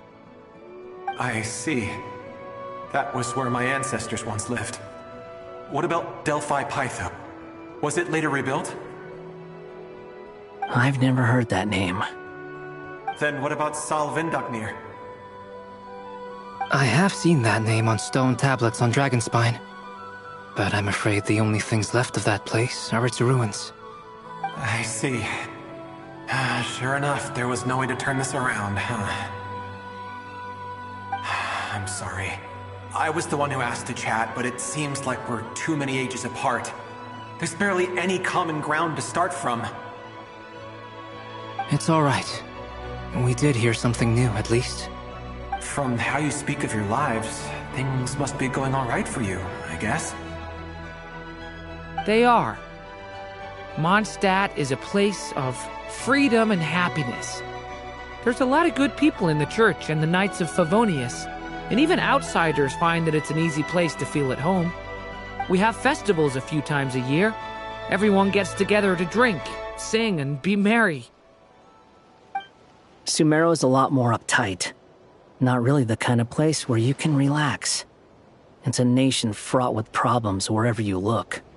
But if all you want in life is to seek knowledge, I guess it's pretty much paradise. That's wonderful.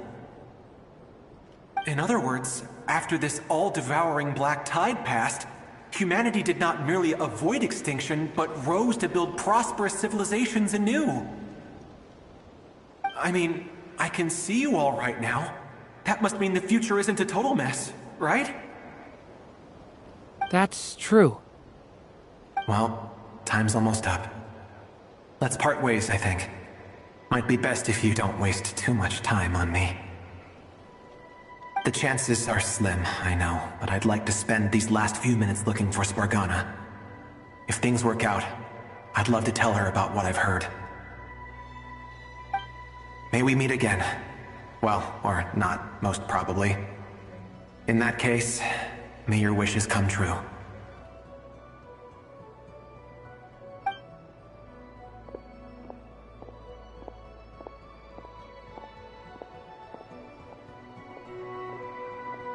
He's gone. In a few minutes, he will meet the end that was his to begin with. The ending of this tale did not change, but I believe that we've just made the most progress we have yet. May your wishes come true. If only it were so simple. Hat Guy, could I ask you a question? You've never talked about your past. It seems complicated, and it weighs heavily on you, too. Would you be willing to tell me about it? I mean, sometimes it's better to get things out in the open. Take that guy we try to help, for instance. At least he said goodbye with a smile, right? I know about Albedo's past. Our experiences are very similar, and he created me. As for you, you're my first friend, and you've witnessed every step I've taken. But by comparison, I know nothing about you. Either way, I mean, we're still best friends. But if I knew more about you, I might understand your thoughts a bit better. I've told you about myself. I'm a student at the academia. And what did you do before that? Prepared for the entrance exam? All right. If you really don't want to talk about it, I won't press you any further. I was a puppet built from the branches of a white tree, using technology left behind by the Conrian schools of mechanical engineering. A white tree? You mean an Irminsul tree? Yes. A branch of Irminsul that was once connected to the main tree. So you had a human creator too? Yeah. But my creator abandoned me after deciding that I was a failure. After that...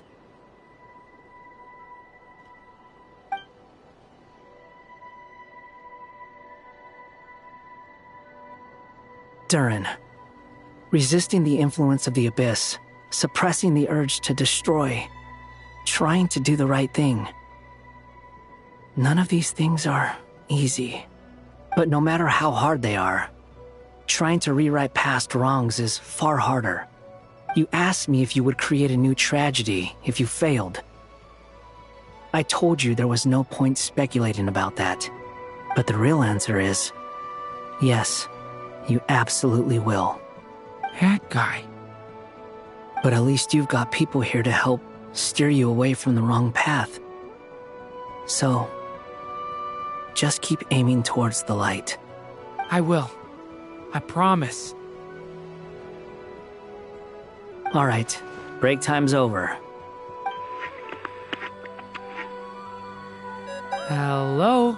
Durin speaking. Hello, friends, it's me. What have you been up to, I'm detecting some unmistakable fluctuations here at the border.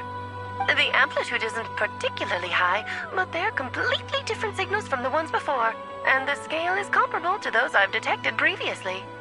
Alice, we were unable to save that person. However, he appears to have retained a portion of the memories gained through that cycle, and was able to hold a conversation with us. I see. Well, that is rather odd indeed. It definitely merits further attention. Could I trouble you to keep trying the same approach? I need to gather some more data. Counting on you. I should probably have Nicole come and check this out as well.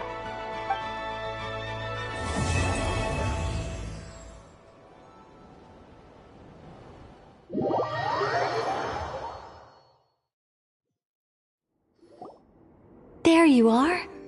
I was worried you might stop to collect treasure chests opened by the Seelie along the way. It would have taken you so much longer to get here.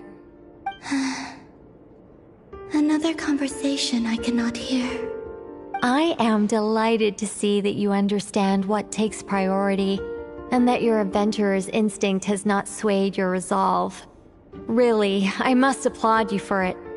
You should know. Paimon's head. Okay, I'll try and keep it short.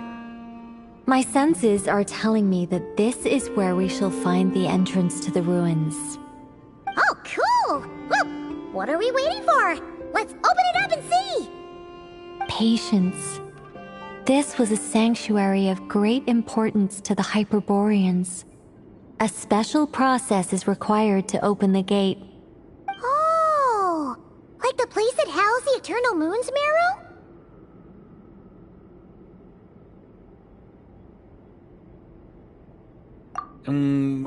Okay, so what's the plan?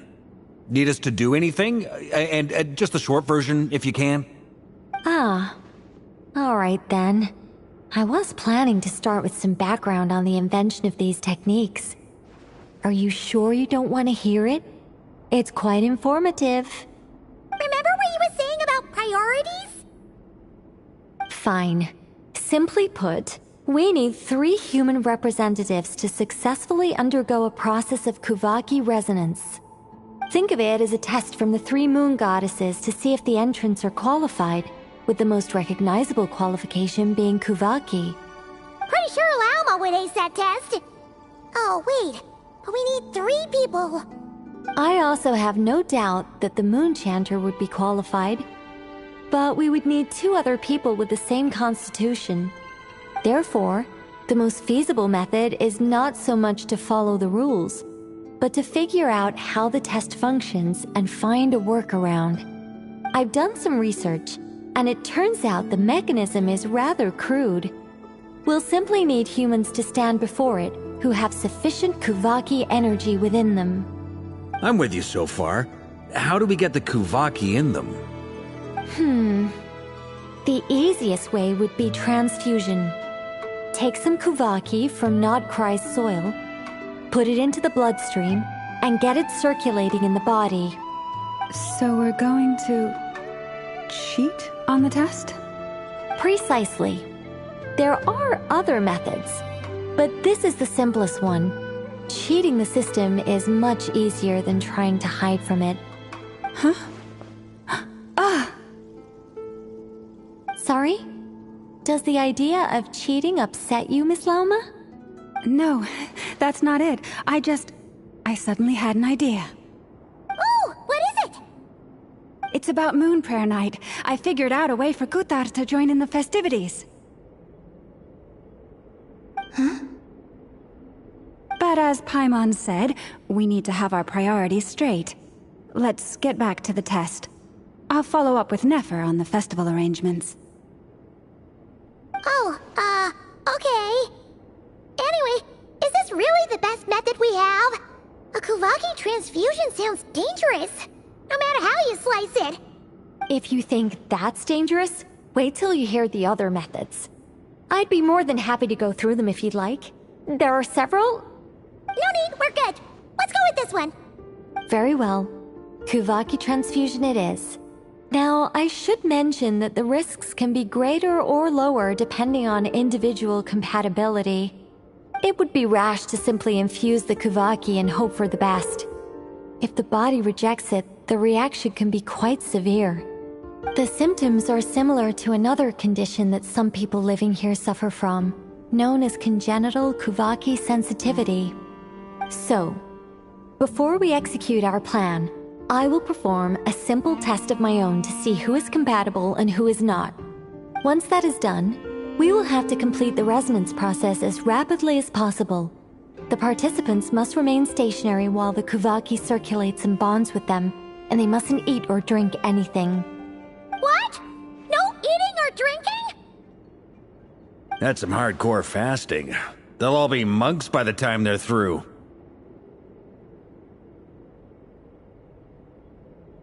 3 days. Oh, it's so long! And we still need to find 2 more people who are not just compatible, but also willing to volunteer. Fasting? What are they talking about?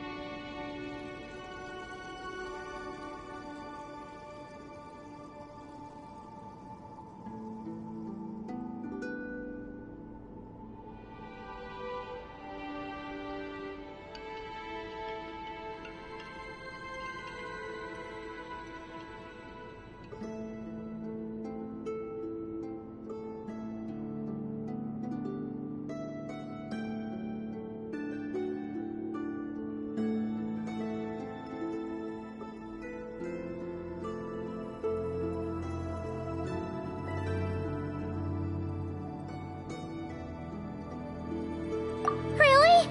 Don't you want to think this through? Haha, count me in too. 3 days without food? I can handle that. Miss Nicole has made it clear that this is the easiest way. The way I see it, there's nothing else to discuss. It's time to step up.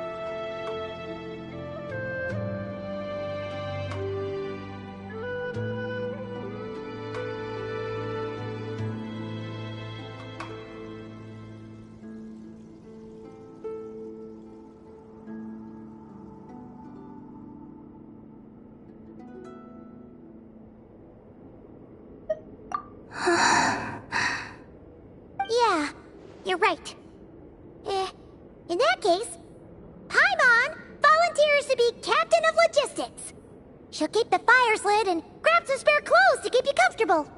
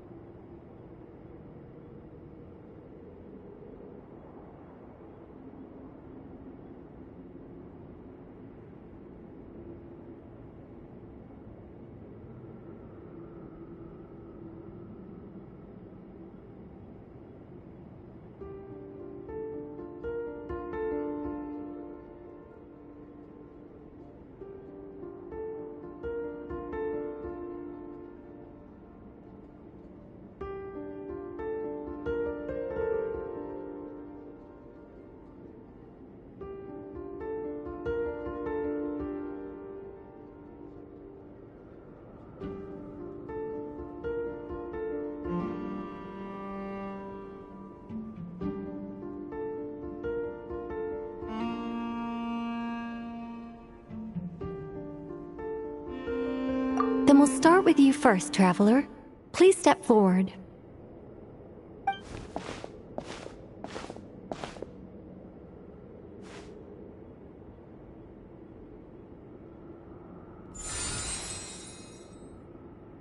How's it going? Do you feel anything?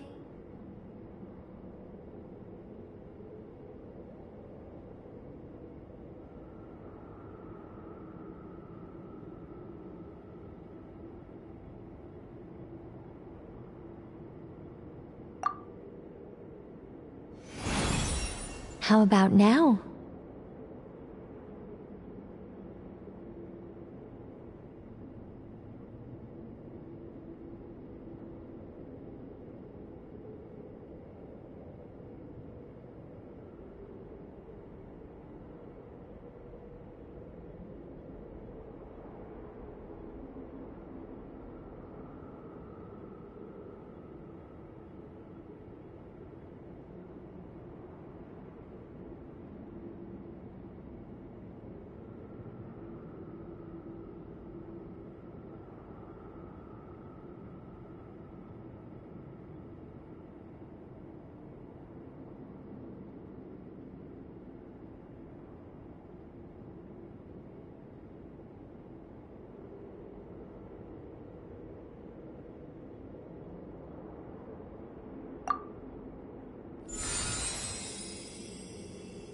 And now?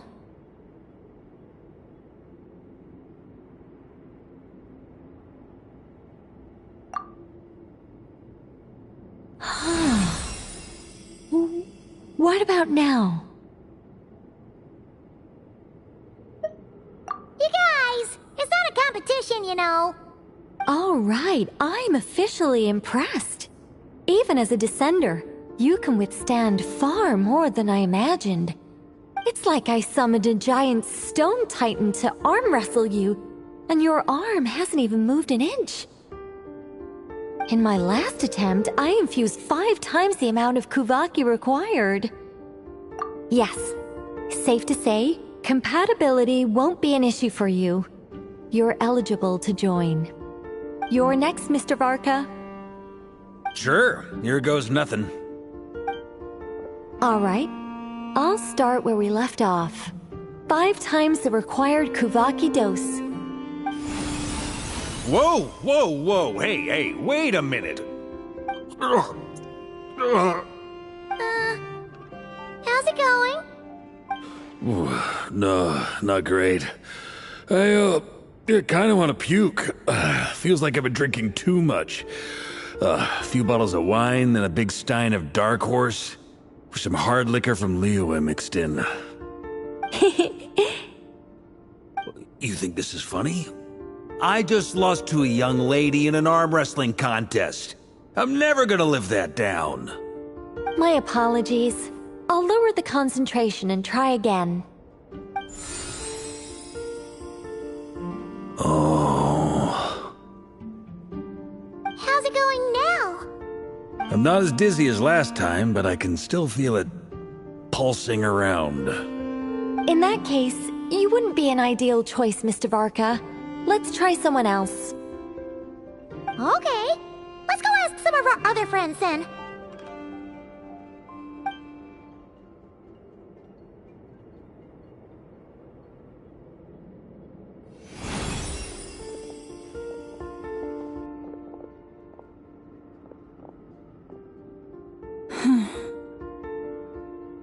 No surprises here, Miss Moonchanter.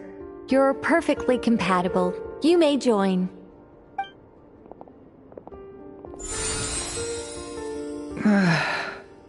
I'm getting a slight headache. Shame. You were so close. Whoa! I'm itching all over! Allergic reaction. We can't have that. Huh? Well, are you gonna start a what?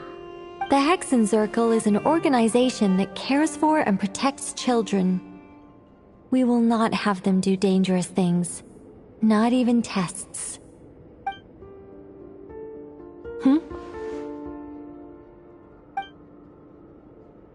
Is something the matter? The candidates have to be human. I guess that rules me out too. Huh. Everyone except the Moonchanter got beaten. Guess I don't need to feel so bad after all. I mean, looks like this isn't gonna be as easy as we thought. Perhaps I could ask for volunteers among the Frost Moon Scions. I'll see about talking to some trusted Lightkeeper colleagues. Itlua springs to mind. In fact, I think we had some former Frost Moon Scions join our ranks recently. Can you give me the scientific explanation for how the test works? I can probably make some kind of test bot. Then, we can just zip through Nasha Town, going up to people and pressing a button to check their status. Wouldn't that be way easier? No. Wow! No elaboration for once. How about I contact the Knights of Favonia's garrison in the Wave Chaser plane? Shame that Lohan's already left. And that guy's even tougher than I am. Strange. The moon goddess is clearly revered by many people. So why is she on the brink of disappearing? She mentioned that the world has rejected her from the very beginning. And when we fought the Raihir of Salnari, it seemed like she exhausted her power for our sake. Also, Paimon's not sure revered is the right word for how people feel about her. Gratitude, certainly. For my part, anyway. It's basic reciprocity. She helped us, so she deserves our help in return. Yeah. Even though she looked like she didn't care, she still saved a ton of people, including me. A review of the relevant data leads me to conclude that Miss Columbina is a good person. Yep, you bet! They really think so? I'm super surprised that Columbina isn't her actual name, though. I think it really suits her. It's light and graceful and... yeah, just a really pretty name. I know, right? Unfortunately, that's not our decision to make. Columbina. That was the code name the Fatui gave me. But it also came up in the song I heard when I was born. But... is that really all there is to it? What do I truly think of my own name? Is there anyone left who will still call me by that name?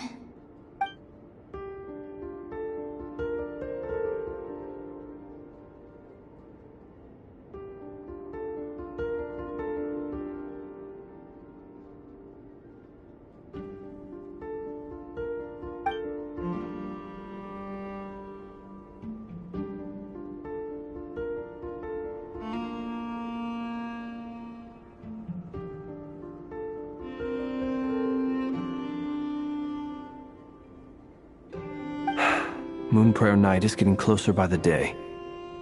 We're running out of time. We need to look for other candidates. Then allow me to try. Huh? What are you doing here? You contacted your friends via the Adventurers Guild. Sandrone has been keeping an eye out for something like that, so she informed me. Since I have the ability to accommodate a moon marrow, I should prove to be a suitable candidate. Arlecchino. When can we begin? I see. We can begin right away.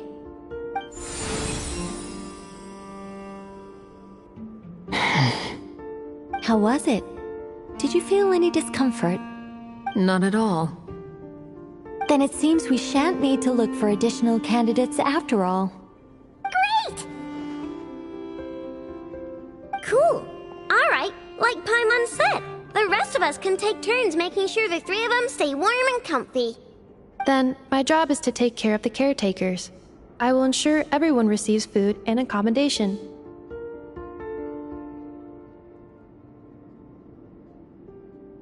I'm ready as well.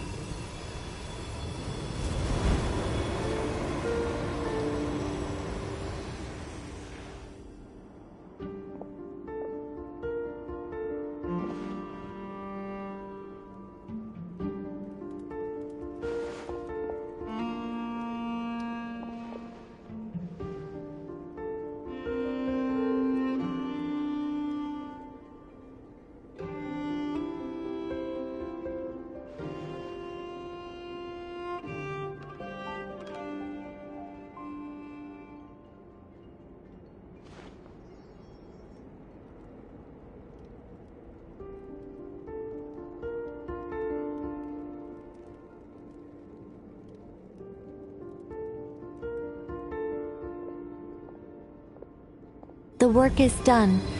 The sacred scroll shut. The stars grow dim, the people silent. The white sun sets, the silver moon rises. O path to the temple, appear now before us.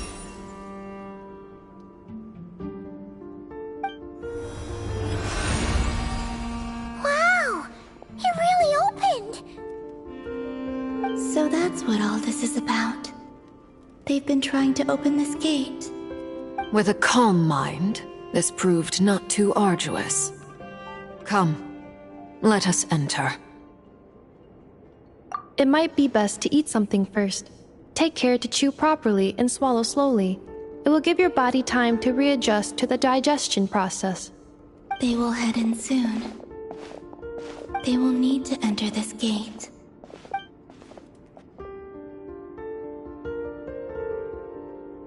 Huh? I cannot pass through. Is it because I have no physical body? It has been 3 days. My strength is all but completely faded. Can I really hold on until Moon Prayer Night?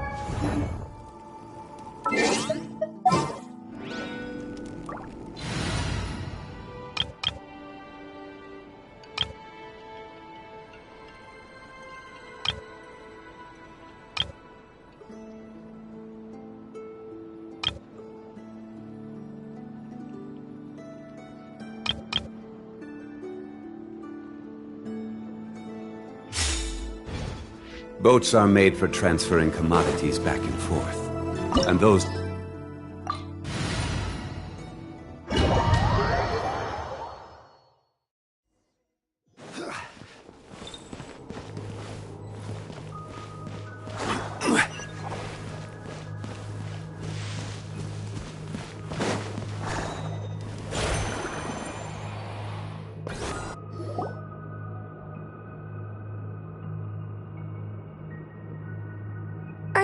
people? Judging by their clothes, they appear to be phantom Hyperboreans from the distant past. That could mean they have some clues about the moon goddess's name, right?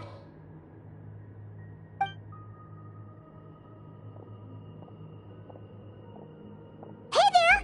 Could you tell us what the moon goddess's name is?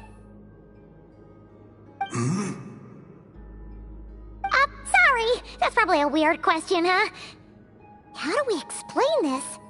The moons are long gone, and their goddesses are dead. Their names no longer mean anything. When a new moon goddess is born, we will surely know her name. We have used every last resource at our disposal. All that remains is to wait, patiently and quietly.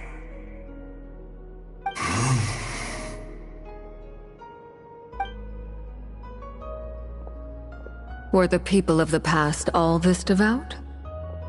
It looks like this phantom doesn't intend to converse with us any further. Surely the new moon goddess he speaks of must be Columbina. Alas, Kutar's birth came long after the age in which he lived. But, maybe if we find a phantom from a more recent age, they might know Columbina's real name. True. Keep an eye out.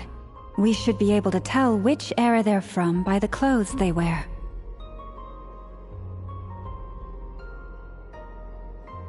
Yeah! You've been pretty talkative this whole time. What changed? Oh, nothing. I'm fine. You all make good points. When the Hyperboreans speak of moon goddesses, they mean the three from truly ancient times. I can't imagine they would know anything about our current moon goddess. There once was a time when the moon goddesses blessed them greatly and protected them from harm. So, when the war between the gods and dragons plunged the world into chaos, it seems they looked once more to the moons for help, praying for a new goddess to be born. Yeah, that checks out. Let's continue on. Who knows what else we may discover?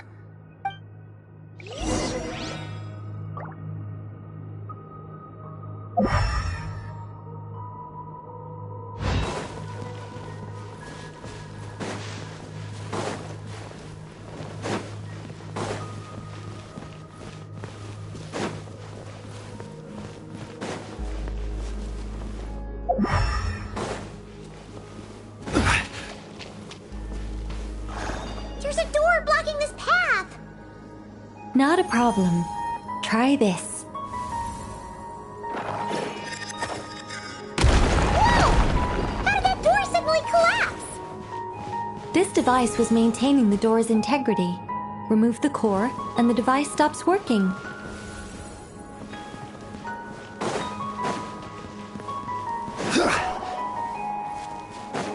Is this our destination? Impressive. More precisely, this is a device that will help us reach our destination. Let's go. We still have a long distance to cover.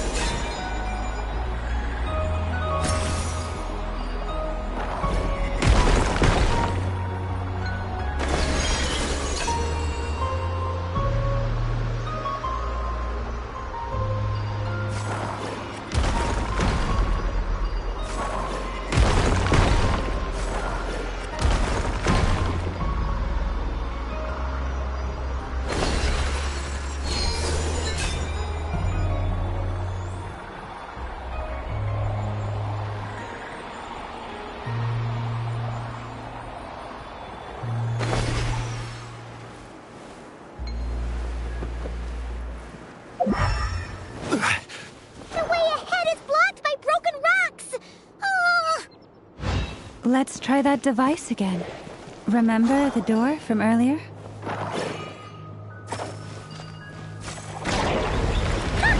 it works in reverse, too!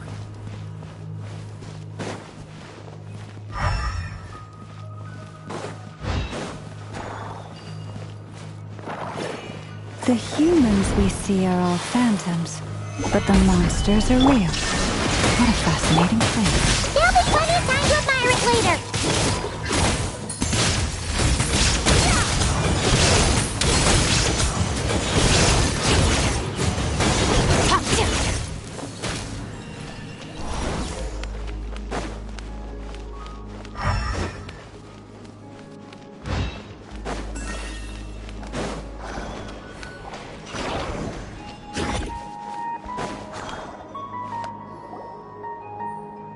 Ooh, there's a whole bunch of artwork in here.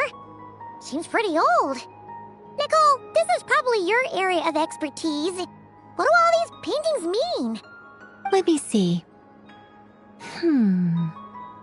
To understand these murals requires some knowledge of the history surrounding the War of Funerary Flame. I shared a little of this with Lauma before. Yes, I think I follow. The dispute between the Moon Sisters, the transformation by Nibelung.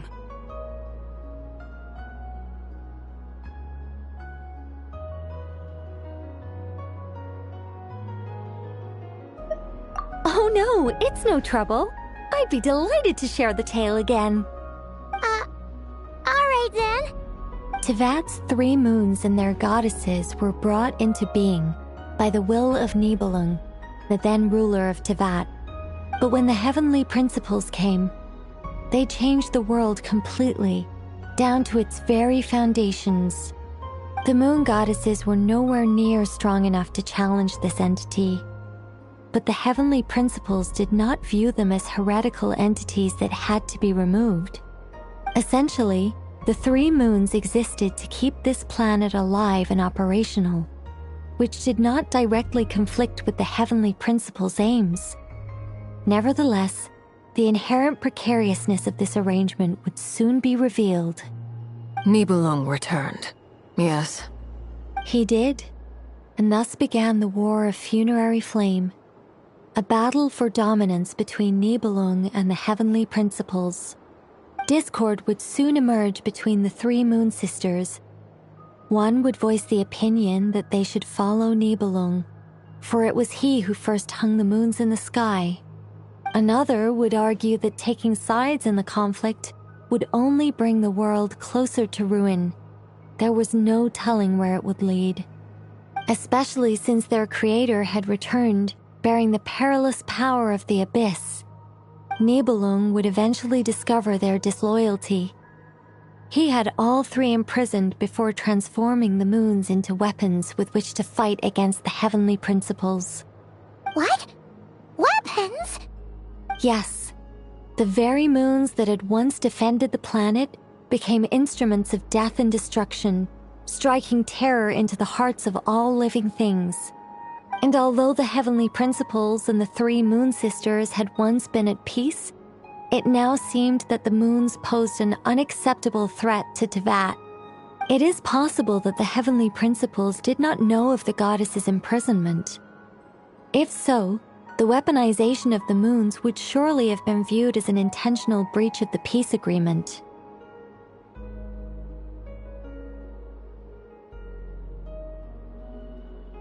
Regardless of who knew what, when, the heavenly principles shattered 2 moons and flung the other beyond the skies.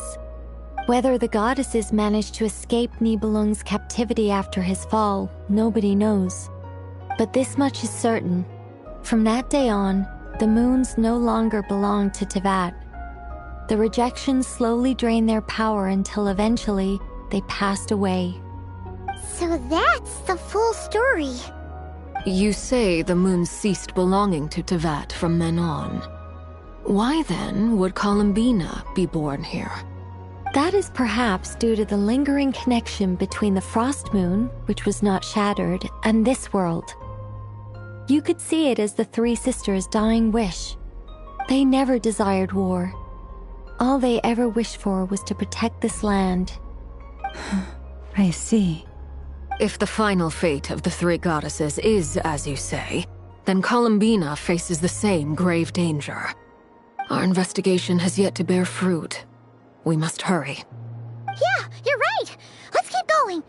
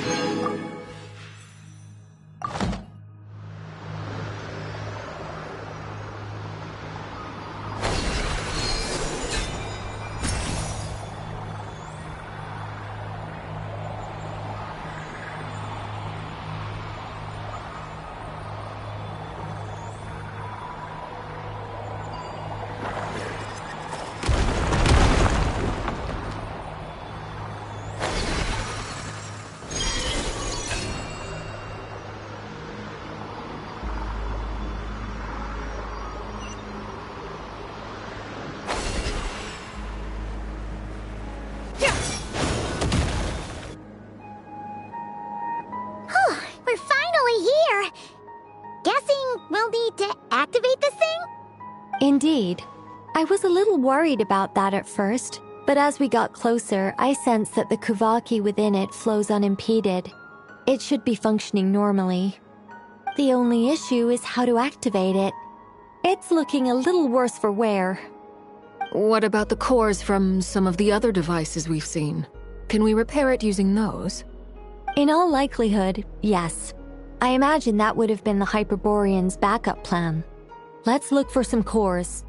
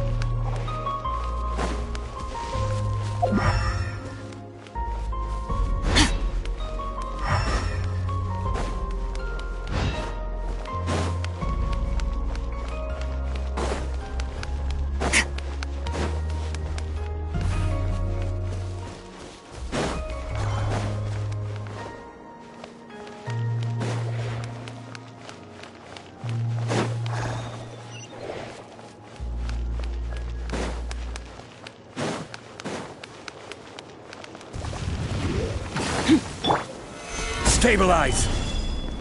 There is no escape! Merciless. Into the void! Gather! Shine down! Yeah!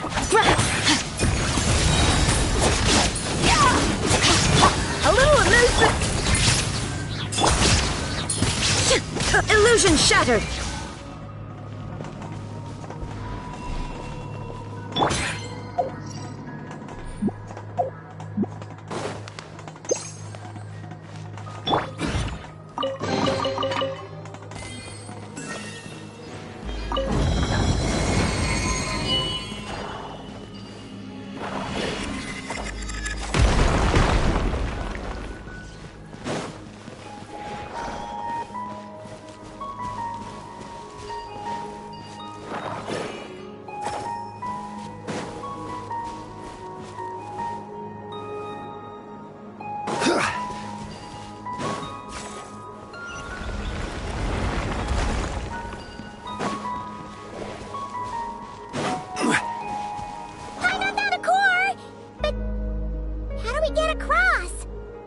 Walk up, then jump down.